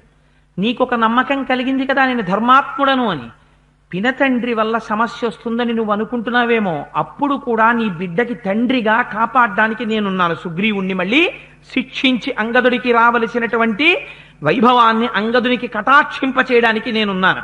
నేను ధర్మమూర్తిని అంగీకరించి అంజలి ఘటించావు కదా, ఇంకా నీకేం కావాలి, నేనున్నాను నీ బిడ్డకి. ఇది మనం అంగీకరించగలిగితే జీవితంలో అసలు బెంగ అన్న మాటకి అర్థం ఉండదు. నువ్వు ఆరాధన చేస్తున్న పూజామందిరం నీ ఇంట్లో ఉంది, నీ తల్లిదండ్రులు ఉన్నారు అని నువ్వు అనుకున్నప్పుడు, నువ్వున్నా వెళ్ళిపోయినా ఏదైనా, అంటే అకాల మృత్యువుని కోరమని ఏ శాస్త్రము చెప్పలేదు, కానీ వృద్ధాప్యం వచ్చేశాక నేను వెళ్ళిపోతే నా పిల్లలకి బెంగేమిటి? నా చేత ఆరాధింపబడిన స్వామి నా రూపంలో నా పిల్లల్ని ఎప్పుడూ కాపాడుతూనే ఉంటాడు. వాళ్ళకి తల్లిదండ్రులు ఎప్పుడూ ఉన్నారు, నా పిల్లలకి తల్లిదండ్రులు లేకపోవడం ఉండదు, ఎప్పుడూ ఉంటారు. నేను ఏ కులదైవాన్ని కొలుస్తున్నానో ఆ కులదైవం నా రూపంలో నా బిడ్డల్ని కాపాడుతూనే ఉంటుంది. అందుకే దూర్జటి చాలా గంభీరమైన పద్యం ఒకటి ఇచ్చారు. ఆయన అన్నారు, అమ్మా అయ్యయటంచు ఎవ్వరిని నేనన్నాన్ శివా నిన్నేను జుమి, నిమది తల్లిదండ్రులటంచు చూడగా బోకు నాకిమ్మై తల్లియు తండ్రియున్ గురుడు నీవే కాక. ఎంత గొప్ప మాట చూడండి. అమ్మా అయ్యయటంచు ఎవ్వరిని నేనన్నాన్ శివా నిన్నేను జుమి. శివ, నేను ఎప్పుడైనా నోరు విప్పి ఎవరినైనా అమ్మా అని పిలిస్తే, అయ్యా అని పిలిస్తే, నువ్వు మీ అమ్మగారిని పిలిచావు, మీ నాన్నగారిని పిలిచావు అనకో, నేను నిన్నే పిలుస్తున్నాను. నేను అమ్మా అంటే పార్వతీదేవినే, నేను అయ్యా అంటే నిన్నే పరమశివుణ్ణే. అందుకని నీమది తల్లిదండ్రులటంచు చూడగా బోకు నాకిమ్మై తల్లియు తండ్రియున్ గురుడు నీవే కాక, సంసార పుంచిమ్మచీకటి కప్పకొండ కనుమా శ్రీకాళహస్తీశ్వర అంటాడు. సంసారపు చిమ్మ చీకట్లో నన్ను ముంచే కుసుమా ఈశ్వర అంటాడు. అలా నువ్వు ధైర్యం నీకుంటే, విశ్వాసము ప్రాతిపదిక. నా ఇంటి పూజామందిరంలో ఉన్న నా స్వామి సర్వకాలముల యందు కాపాడగలడన్న పూనిక నీకుంటే రక్షణ వస్తుంది. రక్షించలా? యువరాజ్య పట్టాభిషేకం అంగదుడికి ఎవరిచ్చారు? రామచంద్రమూర్తి ఇచ్చారు. ఒక మాట అనడం కాదు, ఒక మాట నోటి వెంట వస్తే ఆ మాటకి నిలబడడం ఎంత కష్టమో తెలుసు. అన్నారా, నిలబడతారు రామచంద్రమూర్తి. మనుష్య జన్మకుండేటటువంటి ప్రత్యేకత ఏది? మిగిలినటువంటి చరాచర పిపీలికాది పర్యంతంలో దేనికి లేనిది మనిషికొక్కడికే ఉన్నది ఒక ప్రత్యేకమైన వరం ఉంది మనకి. ఏమిటా వరం అంటే మాట. ఈ మాట మిగిలినటువంటి వాటికి వేటికి లేదు. రామనామం చెప్పుకుందామని చెప్పో కుక్క కనిపించి ఇలా వచ్చిందనుకోండి, మీరు రాణిస్తారా? మీరు రానివ్వరు.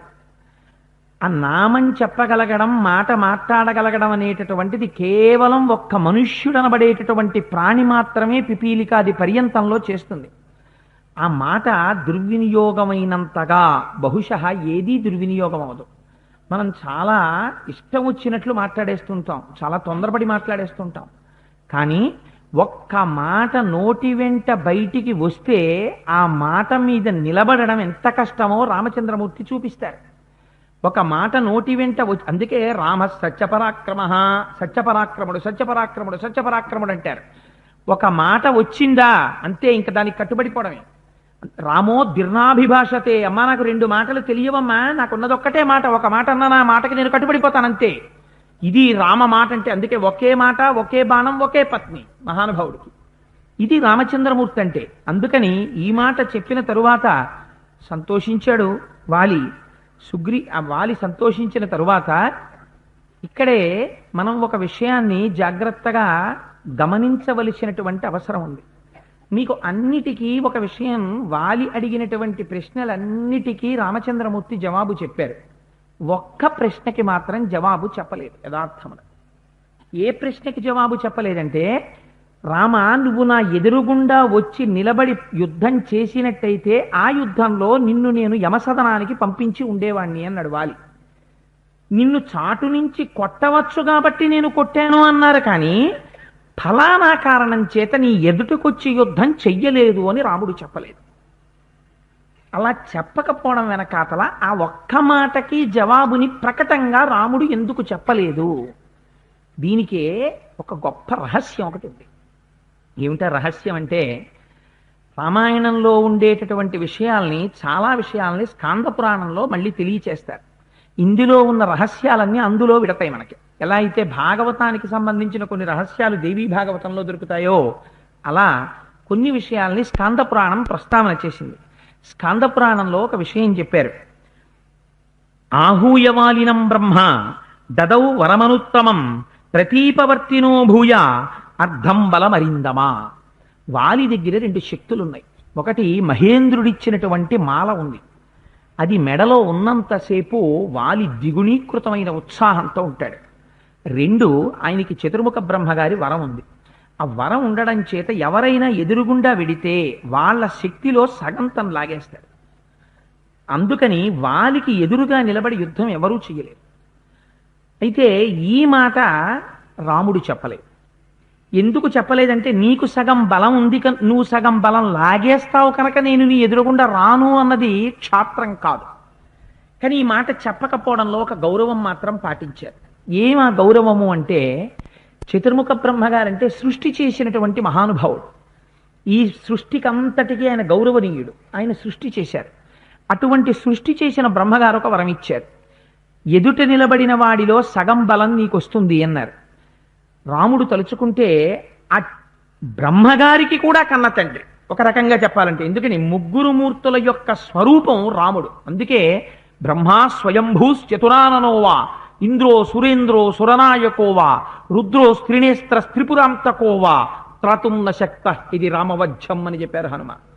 బ్రహ్మ చతుర్ముఖుడు, హంసవాహనుడు, సరస్వతీపతి, వాచస్పతి అయ్యుండొచ్చు, కానీ నిన్ను కాపాడ్డం. ఇంద్రుడు, ఉపేంద్రుడు, మహేంద్రుడు, ఆయన కాపాడతాడనుకుంటున్నావేమో, ఆయన కాపాడడు. త్రయంబకుడు, త్రిపురాంతకుడు, పశుపతి, జగత్పతి, ఉమాపతి, పరమశివుడు, ఆయన కాపాడతాడనుకుంటున్నావేమో, ఆయన కాపాడడు. రాముడు ఒకరిని చంపేస్తానని ప్రతిజ్ఞ చేస్తే అడ్డు రాగలిగిన వాడు వేరొకడు లేడు అని చెప్పారు. ఎవరు? భవిష్యత్ బ్రహ్మ అయిన యోగి పుంగవుడు. కాబట్టి హనుమ సుందరకాండలో ఈ రహస్యాన్ని చెప్పారు. రాముడు ప్రతిజ్ఞ చేసేశారు వాలిని చంపేస్తానని. చంపేసిన తర్వాత రాముడే ఎదురుగుండా వచ్చి నిలబడితే బ్రహ్మగారి వరం కూడా బహుశಃ అడ్డు రాకపోవచ్చు. కానీ ఆనాడు చతుర్ముఖ బ్రహ్మగారి పట్ల రామచంద్రమూర్తి ఏం చేసినట్టు అవుతుంది? అపచారం చేసినట్టు అవుతుంది. అంతటి బ్రహ్మవరం కూడా మిన్నకుండిపోవలసిన పరిస్థితి వస్తుంది. తాను నరుడిగా ఉన్నాడు, చతుర్ముఖ బ్రహ్మగారిని అటువంటి నరుడిగా ప్రవర్తించిన వాడే గౌరవించకపోతే సృష్టిలో రేపు బ్రహ్మగారి పట్ల గౌరవంగా మాట్లాడేవారు ఎవరుంటారు? అందుకని మహానుభావుడు ఏ ప్రయత్నం చేశాడంటే రెండవ మార్గాన్ని ఎంచుకున్నాడు. తాను నరుడిగా ఉన్నాడు, వాలి శాఖామృగంగా ఉన్నాడు. అందుకని శాఖామృగంగా ఉన్నాడు, ధర్మం తప్పాడు కనుక బలవంతుడై ఉన్నాడు కనుక తను చాటు నుండి కొట్టిన ధర్మానికి ఏ విధమైనటువంటి హాని జరగదు. అందుచేత చాటు నుంచి కొట్టాడు. ఈ మాట ప్రకటంగా రామాయణంలో చెప్పరు. ఇది మీరు మనస్సు చేత తెలుసుకోవలసింది. ఇలా దాచినవి రెండున్నాయి రామాయణంలో. సీతమ్మ తల్లి సుందరకాండలో చెప్పింది. అరణ్యకాండలో మేము తిరుగుతున్నప్పుడు స్వామి నా బొట్టు కరిగిపోతే బొట్టు పెట్టాడయా అనొకటి చెప్పింది. అలాగే కాకాసుర వృత్తాంతం ఒకటి సుందరకాండలో చెప్పింది. అది అరణ్యకాండలోనో అయోధ్యకాండలోనో జరిగి ఉంటే మనకి రావాలి కదా రామాయణంలో, మనకి రాలేదు. రానప్పుడు సీతమ్మ తల్లికి తెలుసున్న విషయాన్ని మరి వాల్మీకి మహర్షి ఎందుకు రచించలేదు అరణ్యకాండలో అయోధ్యకాండలో? అంటే సీతమ్మ తల్లి అంది ఇది అభిజ్ఞానము అంది. అభిజ్ఞానము అంటే గుర్తు. ఇది నువ్వు గుర్తు పెట్టుకోవలసింది అని చెప్పింది. అది ఎందుకు గుర్తు పెట్టుకోవలసింది అవుతుంది మీకు సుందరకాండలో కాకాసుర వృత్తాంతం వచ్చినప్పుడు చెప్తాను. ఎందుకంటే ఇప్పుడు చెప్పి మళ్ళీ ఎలాగో సుందరకాండ చెప్తాను 4 రోజులు పోయాక. అప్పుడు అందుకని అప్పుడు చెప్తాను. ఇది కూడా ఒక రకమైన అభిజ్ఞానమే. ఇది కూడా మీరు మనస్సులో జ్ఞాపకం పెట్టుకోవలసినటువంటి విషయం.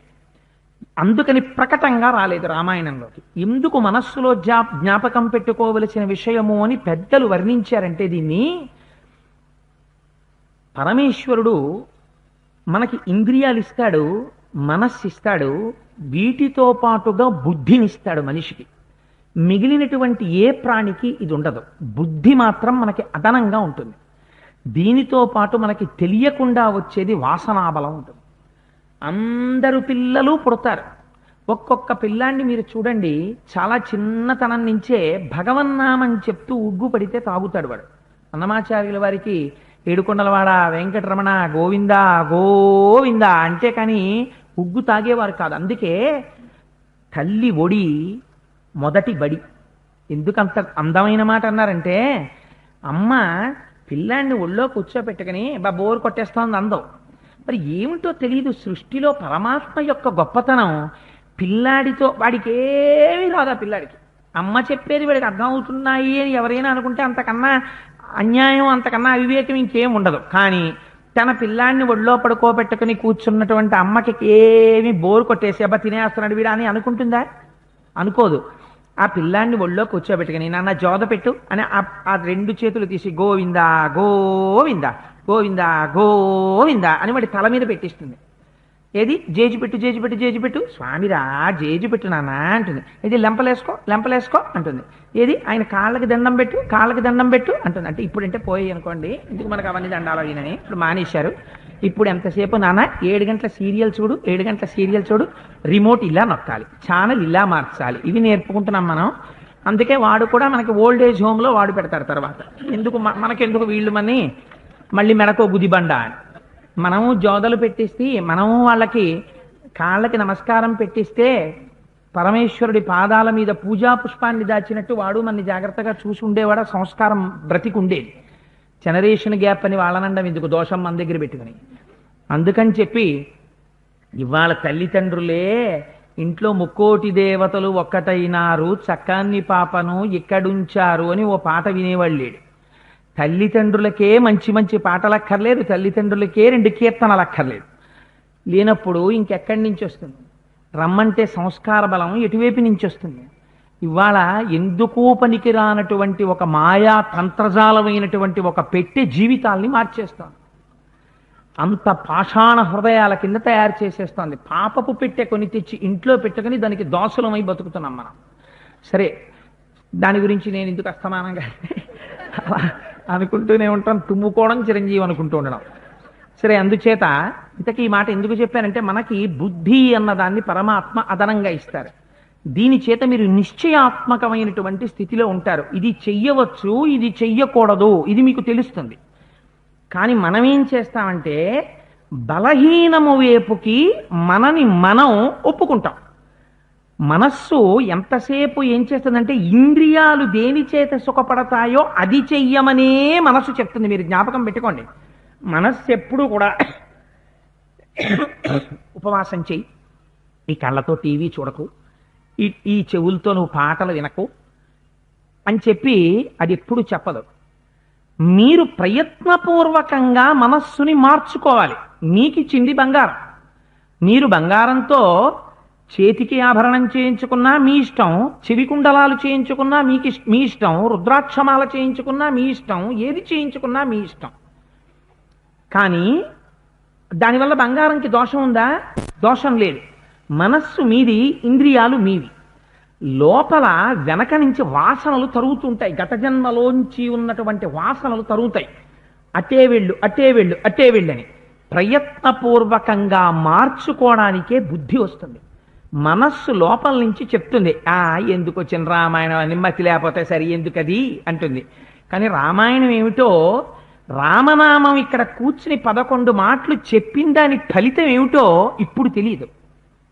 దీని ఫలితం ఒకనాడు అకస్మాత్తుగా పెద్ద ప్రమాదానికి కొడుకు గురై బ్రతికాడు అనుకోండి, తలకి తగిలి తల పగిలిపోవలసినటువంటి కొడుక్కి కాలొక్కటే విరిగిపోయి కొడుకు బతికాడు అనుకోండి, ఆనాడు తెలుస్తుంది ఒకనాడు చెప్పిన నామం యొక్క ఫలితం కదా నా కొడుకుని దక్కించిందని.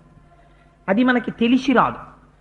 వెనకనుంటాడు ఈశ్వరుడు, ఉండి నడిపిస్తాడు. నడిపించడంలో ఫలితాలను ఆయన ఇస్తూ ఉంటాడు. అదే చిత్రగుప్తుడు అంటారు. చిత్రంగా కూర్చుంటాడు లోపల. ఎందుకు చిత్రంగా కూర్చోవడం? చిత్రంగా కూర్చోవడం అంటే ఏమంటే ఆయన కూర్చోవడంలో మనకన్నా భిన్నంగా కూర్చుంటాడా అంటే ఇక్కడే కూర్చుంటాడు, ఎక్కడో కూర్చోడు, ఇక్కడే ఉంటాడు ఆయన.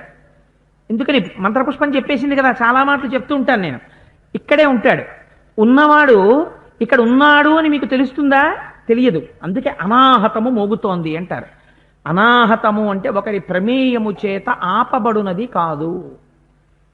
ఇక్కడ ఈశ్వరుడు ఉన్నంతసేపు ఏమవుతుంది? గంట మోగుతూనే ఉంటుంది. దేవాలయంలో గంటలు ఎప్పుడు ప్రారంభం చేస్తారు కొట్టడం? ఉదయం తెల్లవారి తలుపులు తెరవగానే ప్రాతస్మరామి గణనాద మనాద బంధుం సింధూరపూర పరిశోభిత గండ యుగ్మం బుద్దండ విఘ్న పరిఖండ నచండ దండ మాఖండలాది సురనాయక బృందవంత్యం అంటారు. రేపు శ్రీశైలంలో సోమవారం కదా, రేపేమిటి ఎప్పుడైనా ఆ సుప్రభాతం చేయగానే గంటలు మోగుతాయి. స్వామి దర్శనం ప్రారంభమైంది. మళ్ళీ ఏకాంత సేవ చేసేస్తారు స్వామికి. చేస్తుంటారు కదా స్వామికి. 9 అయ్యేటప్పటికే అయ్యప్ప స్వామి గుళ్ళో ఒకసారి ఆ స్వామికి ఆ ఏకాంత సేవలో స్వామి అయ్యప్ప విశ్రాంతి తీసుకో అని పాట పాడి నీరాజనం ఇచ్చేస్తారు కదా. అలా నీరాజనం ఇచ్చేసిన తర్వాత స్వామి కూడా నిద్రపోయాడు అని అనుకుంటాం. అప్పుడు ఇక ఘంటానాదం జరగకూడదు. అందుకని గంటలకి తాళ్ళేసి కట్టేస్తారు. ఇది కూడా దేహో దేవాలయ ప్రోక్త, ఇది కూడా దేవాలయమే. ఇందులో కూడా ఇక్కడ ఈశ్వరుడు ఉన్నాడు. ఈశ్వరుడు ఎంతసేపు ఉంటాడు? ఇక్కడ ఈశ్వరుడు నిద్రపోడు. ఆయన నిద్రపోతే నీకు ఊపిరి తీసేవాడేవాడు. నువ్వు ఆ తీసినవాడు రాత్రి పడుకున్నప్పుడు కాదు, వాడు తీస్తున్నాడు. వాడు తీస్తున్నాడు కాబట్టి వాడు నిద్రపోడు. వాడు ఎప్పుడూ తెలివేసే ఉంటాడు, ప్రాజ్ఞుడై ఉంటాడు. వాడు ఉన్నాడు కనుక అనాహతము మోగుతూ ఉంటుంది. అదే lub dub lub dub lub dub lub dub గుండె చప్పుడు. అది గంట అటు ఇటు అటు ఇటు మోగుతూనే ఉంటుంది. ఆయనకి తెలుసు అలా ఎన్నిసార్లు మోగాలో. ఆయన లెక్క పెడతాడు. ఇది గుప్తంగా లెక్కేసుకోవడం అంటే. నీకు ఇన్ని ఊపిరులు అని ఆయు ప్రమాణం ఇస్తాడు.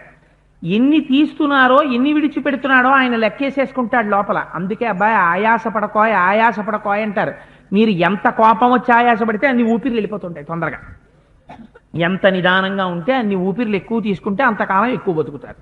క్రోధ క్రోధకృత్కర్త విశ్వబాహుర్మహీధర తనకోపమే తన శత్రువు తన శాంతమే తనకు రక్షదయ చుట్టంబౌ మరాళి మందగమనా మహాల వంజసేవతి.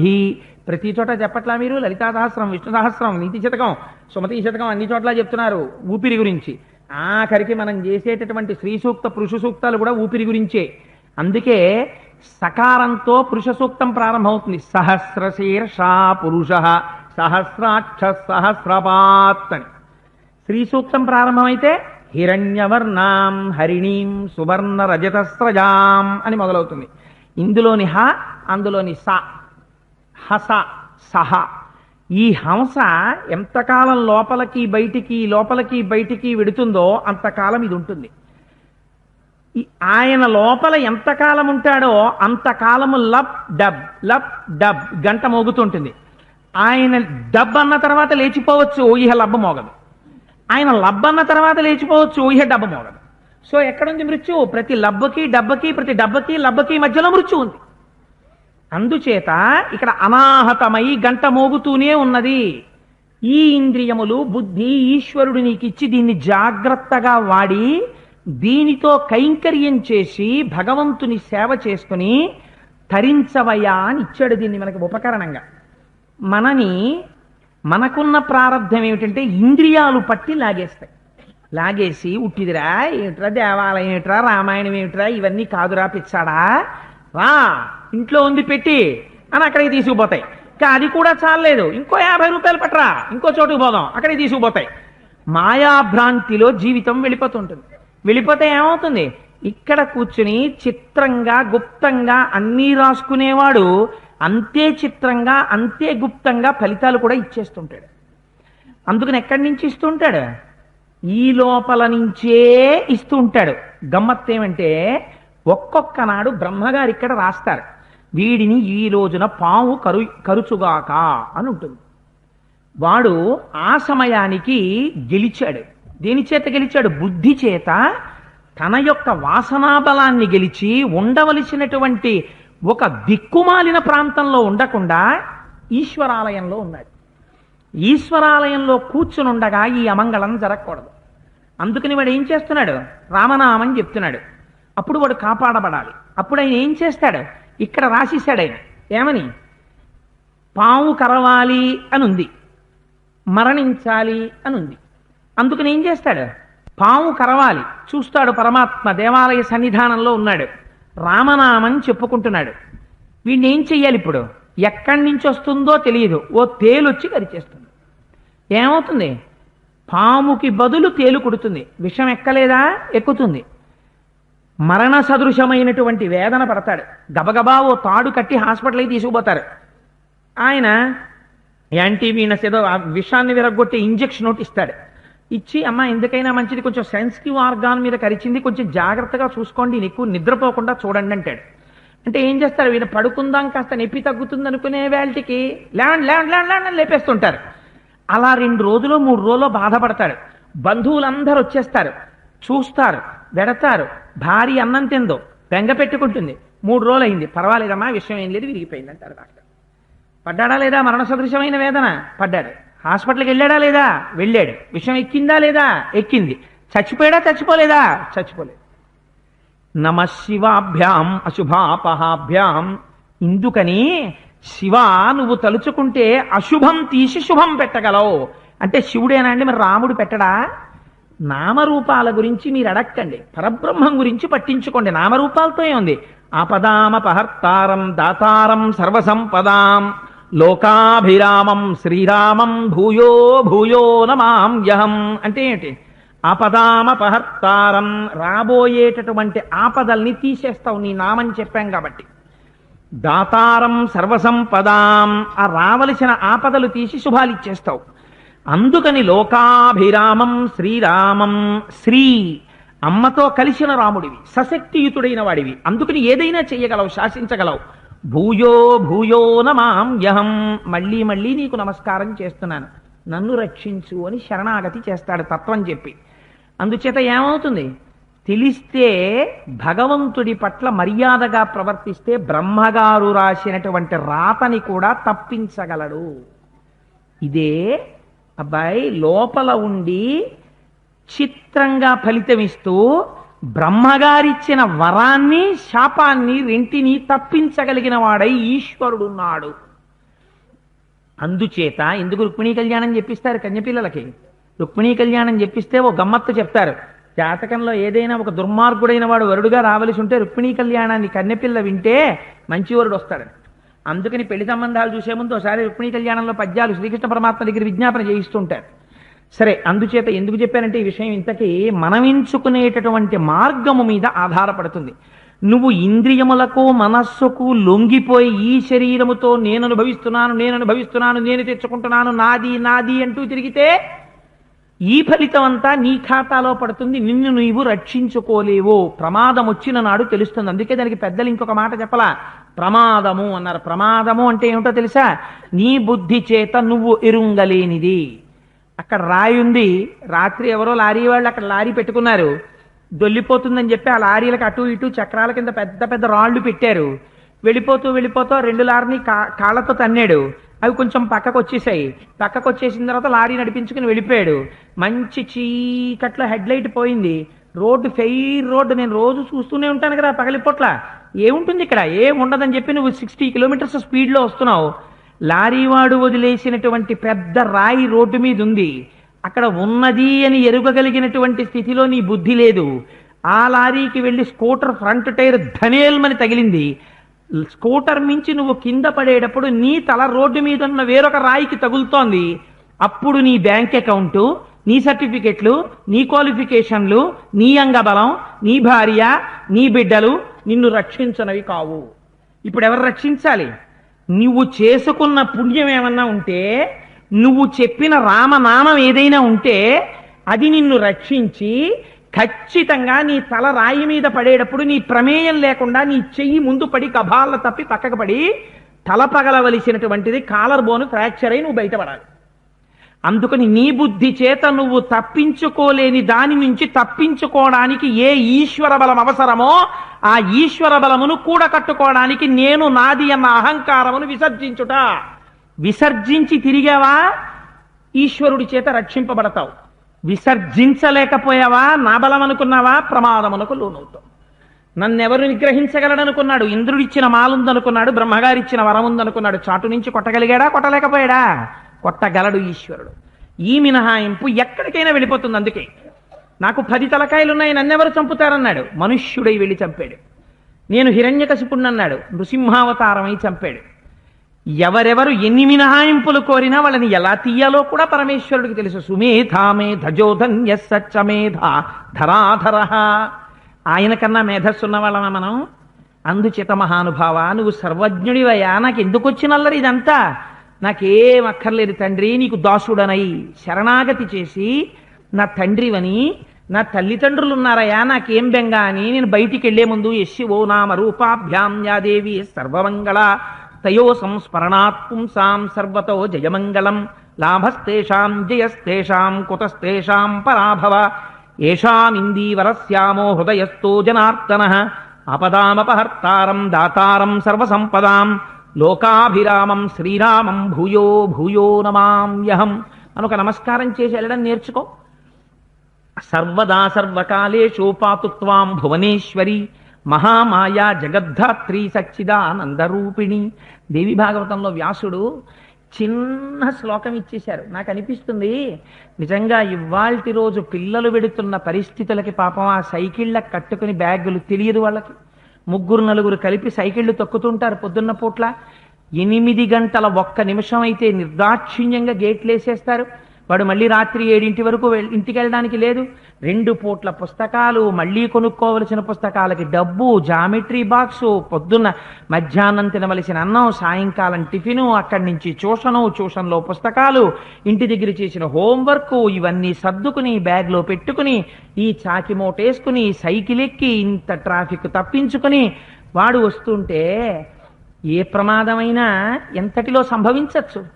ఈ ఒక్క శ్లోకం పిల్లలకు అలవాటు చేస్తే సర్వదా సర్వదేశేషు పాతుత్వాం భువనేశ్వరి మహామాయా జగద్ధాత్రి సచ్చిదానందరూపిణి. నాన్న బూట్లు వేసుకునేటప్పుడు ఇది ఒక్కసారి ఆ శ్లోకం చెప్పే అని చెప్పించి పిల్లలకి పంపించడం అలవాటు చేస్తే సర్వదా సర్వదేశేషు నేను ఎక్కడుండని అమ్మా, ఎలా ఉండని, పాతుత్వాం భువనేశ్వరి అమ్మా నువ్వు నన్ను రక్షించాలి. దేవి భాగవతంలో వ్యాసుడిచ్చాడు మహానుభావుడు. రక్తాంబరాం రక్తవర్ణాం రక్తమాల్యానులేపనాం అని మహామాయా జగద్ధాత్రి వైష్ణవీం దారుడే వాహనే సంస్థాం వైష్ణవీం శక్తిమద్భుతాం. ఎంతంత అందమైన శ్లోకాలు ఇచ్చారండి మనం రక్షించుకోవడానికి.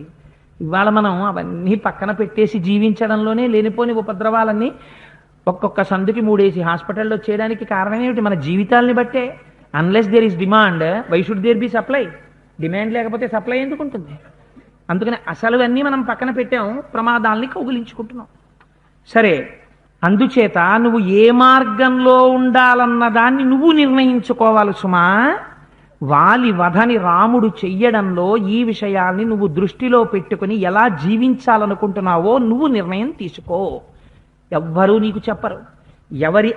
ఎవరికి ఆకలేస్తే వారన్నం తినాలి. మా ఆవిడికి ఆకలిస్తే నేనన్నం తింటే దాని ఆకలి తీరదుగా. నాకు అనారోగ్యం వస్తే మా ఆవిడ మందేసుకుంటే నా అనారోగ్యం తగ్గదుగా. ప్రేమ ఉండొచ్చు, కానీ ఎవరికి ఆకలిస్తే వాళ్ళే అన్నం తినాలి. ఎవరికి అనారోగ్యం ఉంటే వాళ్ళు మందేసుకోవాలి. నీకు ఈశ్వరుడి వైపుకి తిరగాలి అని ఉంటే నువ్వు జీవితంలో ఈ సత్యాన్ని అంగీకరించడానికి సిద్ధంకా. నువ్వు ఈ సత్యాన్ని అంగీకరించ ఇంకా నీ యందు నువ్వు స్వతంత్రం పెట్టుకుంటే అనుభవించవలసినటువంటి రోజు వచ్చిన రోజున బాధపడతావు. వాలి బాధపడలా, కిందపడి ఇంత గొప్పవాణ్ణి అన్నవాడు చిట్ట చివర కొడుకుని ఎవరికి అప్పచెప్పుకోవాల్సి వచ్చింది. నా అంతటి వాణ్ణి నేను అనుకున్నాడు. ఏమైంది? చిట్ట చివర నేల మీద పడ్డాక ఆ స్థితి తెచ్చుకోకు.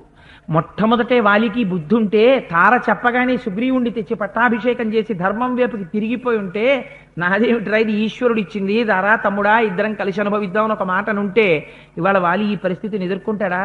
ఎదుర్కోడు. అందుచేత ఒకరు చెప్పినది వినడం నేర్చుకో. తార చెప్పింది వాలి వినలేదు.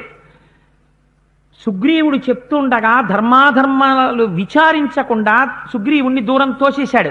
వినడం ఎప్పుడు పోయిందో అప్పుడే వాలి మరణం కూడా వచ్చింది. ఎవరి మాటలు విన్నాడు? ఇంద్రియ ప్రకోపం ఉన్న రావణాసురుడి మాటలు విన్నాడు. నువ్వెవరి మాటలు వినాలనుకుంటున్నావో దాన్ని బట్టి నీ జీవితానికి భద్రత ఉంటుంది. Tell me your friends, I will tell you what you are. నీ స్నేహితులు ఎవరో నాకు చెప్పు, నువ్వు ఎలాంటి వాడివో నేను చెప్పేస్తాను. అందుకే పెద్దలు పూర్వం గమ్మత్తుగా అడిగేవారు, రాత్రి నీకేం కళ్ళు వస్తుంటాయో నిద్రపట్టినప్పుడు అనేవారు. కళల్ని బట్టి చెప్పేస్తారు, వాడు ఎటువంటి వాడో తెలిసిపోతుంది స్వప్నశాస్త్రం తెలిస్తే. నీ స్నేహితులు ఎవరో చెప్పవాయి, నీకు ఎవరెవరు స్నేహితులు అని అడిగితే వాడు తన క్యారెక్టర్ చెక్ చేస్తున్నాడని తెలియక స్నేహితుల పేర్లు చెప్పుకున్నాడు అనుకోండి, స్నేహితుల పేర్లని బట్టి నువ్వు ఎంత ఆదరించవచ్చో తెలిసిపోతుంది. ఎందుకని? Birds of same feather flock together. ఒకలాంటి రెక్కలున్న పక్షులు ఒక చోటికి చేరుతాయి. అందుచేత స్నేహం అనేది ఎంత జాగ్రత్తగా ఉండాలో చూపిస్తుంది రామాయణంలో కిష్కింధకాండ. మాట వినడం అంటే ఎంత జాగ్రత్తగా వినాలో, జీవితాన్ని ఎలా మార్చుకోవాలో చూపిస్తుంది కిష్కింధకాండ. కిష్కింధకాండకి రామాయణానికి ఆ బలం లేకపోతే ఇప్పటికీ కాలపరీక్షకి తట్టుకుని రామాయణం ఎందుకు నిలబడింది? రామాయణం ఎందుకు చెప్పుకుని పరవశించిపోతారు? రామాయణం వింటే దేవతల అనుగ్రహం కలుగుతుందని ఎందుకు చెప్తారు? దేవతల యొక్క అనుగ్రహం అంటే ఇంద్రియముల యొక్క అనుగ్రహమే కలగడం. ఏమవుతుంది? బుద్ధి మారుతుంది. ఇప్పుడు నువ్వు ఏం చేస్తారు? ఈశ్వరుడు ఉన్నాడని అంగీకరించి ఒక నమస్కారం చేస్తే బుద్ధి న్యాసమైంది భగవంతుడి దగ్గర. ఏమైంది? రక్షణ ప్రసరిస్తోంది. ఇవే ఇంద్రియాలు, ఇవే మనస్సు, ఇదే బుద్ధి మారాయంతే. ఇప్పటి వరకు నేను నేనన్నాడు, ఇప్పుడు నమః నమః అంటున్నాడు. నాది కాదు నాది కాదు అంటున్నాడు. అంతే మార్పు వచ్చేసింది. ఆ తేగలిగినటువంటి దివ్య ఔషధం రామాయణం. అందమైనటువంటి ఆఖ్యానంతో నడిపిస్తుంది. కానీ మహర్షి ఎక్కడ గుప్తం చెయ్యాలో అక్కడ గుప్తం చేస్తారు. ఆ గుప్తం చేసిన చోట వ్యాఖ్యానంలో నువ్వు తెలుసుకోవాలయా. అందుకని పెద్దలు స్కాంద పురాణంలో మాత్రమే బ్రహ్మగారి వరాన్ని చెప్పి వాల్మీకి రామాయణంలో బ్రహ్మవరం గురించి ప్రస్తావన చెయ్యలేదు. ఇది కూడా ఒక రకమైన అభిజ్ఞానమే, ఋషిదత్త అభిజ్ఞానము. దీన్ని నువ్వు మనస్సులో పెట్టుకొని నీ జీవితాన్ని మార్చుకోవడం నేర్చుకో అని జీవితాన్ని పండించుకున్న పెద్దలైన మహాపురుషులు చెప్పారు. అందుకని వాలిని నిగ్రహించారు. అయిపోయింది. వాలి చిత్రం ఏమిటంటే ఈ మాటలు చెప్పాడు, చెప్పి కింద పడిపోయాడు, ఇంకా మరణించలేదు. అలా పడిపోయి ఉన్న సమయంలో అక్కడ ఉన్న వానరులందరూ పరిగెడుతున్నారు. పరిగెడుతుంటే తార అంతఃపురంలోంచి బయటికి వస్తోంది. తార ఎప్పుడు చెప్పినా మీకు నిన్నటి రోజునే చెప్పాను, తార మాట్లాడిందంటే అందులో చాలా గొప్ప విషయం ఉంటుంది. హనుమ మాట్లాడితే అందులో గొప్ప విషయం ఉంటుంది. రాముడు మాట్లాడితే అందులో గొప్ప విషయం ఉంటుంది. తార దగ్గర వానరుల్ని చూసి ఆవిడ అడిగింది, ఏంటి మీరు అందరు ఇలా పరిగెత్తుకు పారిపోతున్నారు ఎందుకు? మహాబలవంతుడైన వాలి ఛత్రఛాయల్లో మీరుండగా మీకేం బెంగ వచ్చింది, ఎందుకు ఇలా పరిగెడుతున్నారని అడిగింది.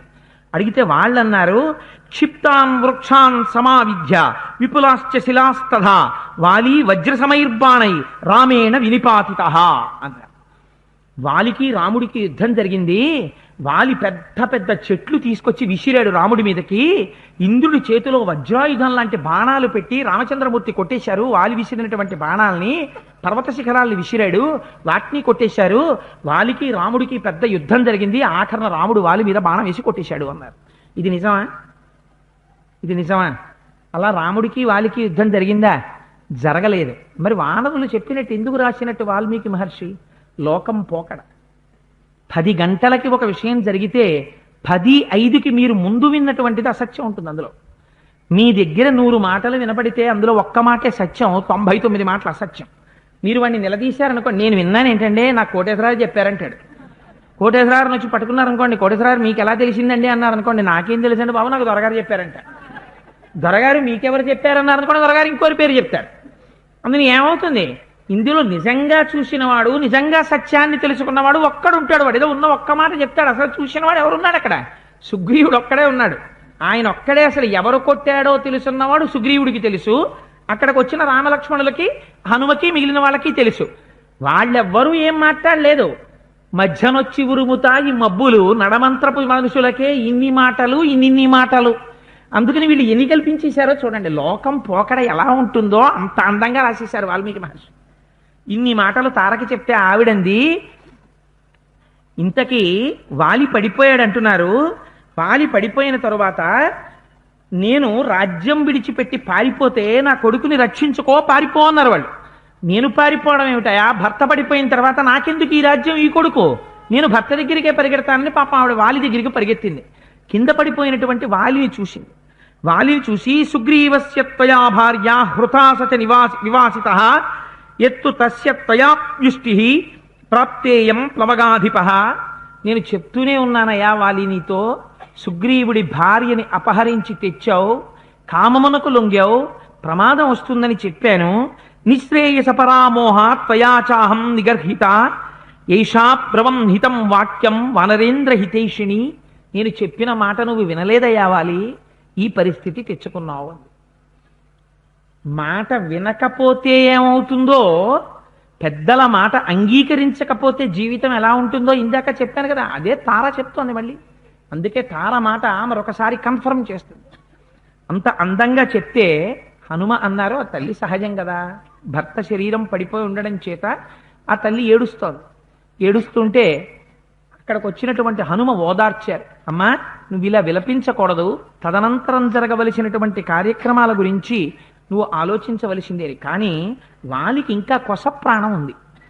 ఆ కొస ప్రాణంతో ఈ ఘట్టాన్ని ఇంత అందంగా నడిపించడంలో, ఇంతసేపు తీసుకెళ్లడంలో మహర్షి యావత్ జాతికి కూడా చాలా గొప్ప గొప్ప విషయాల్ని బోధించబోతున్నారు.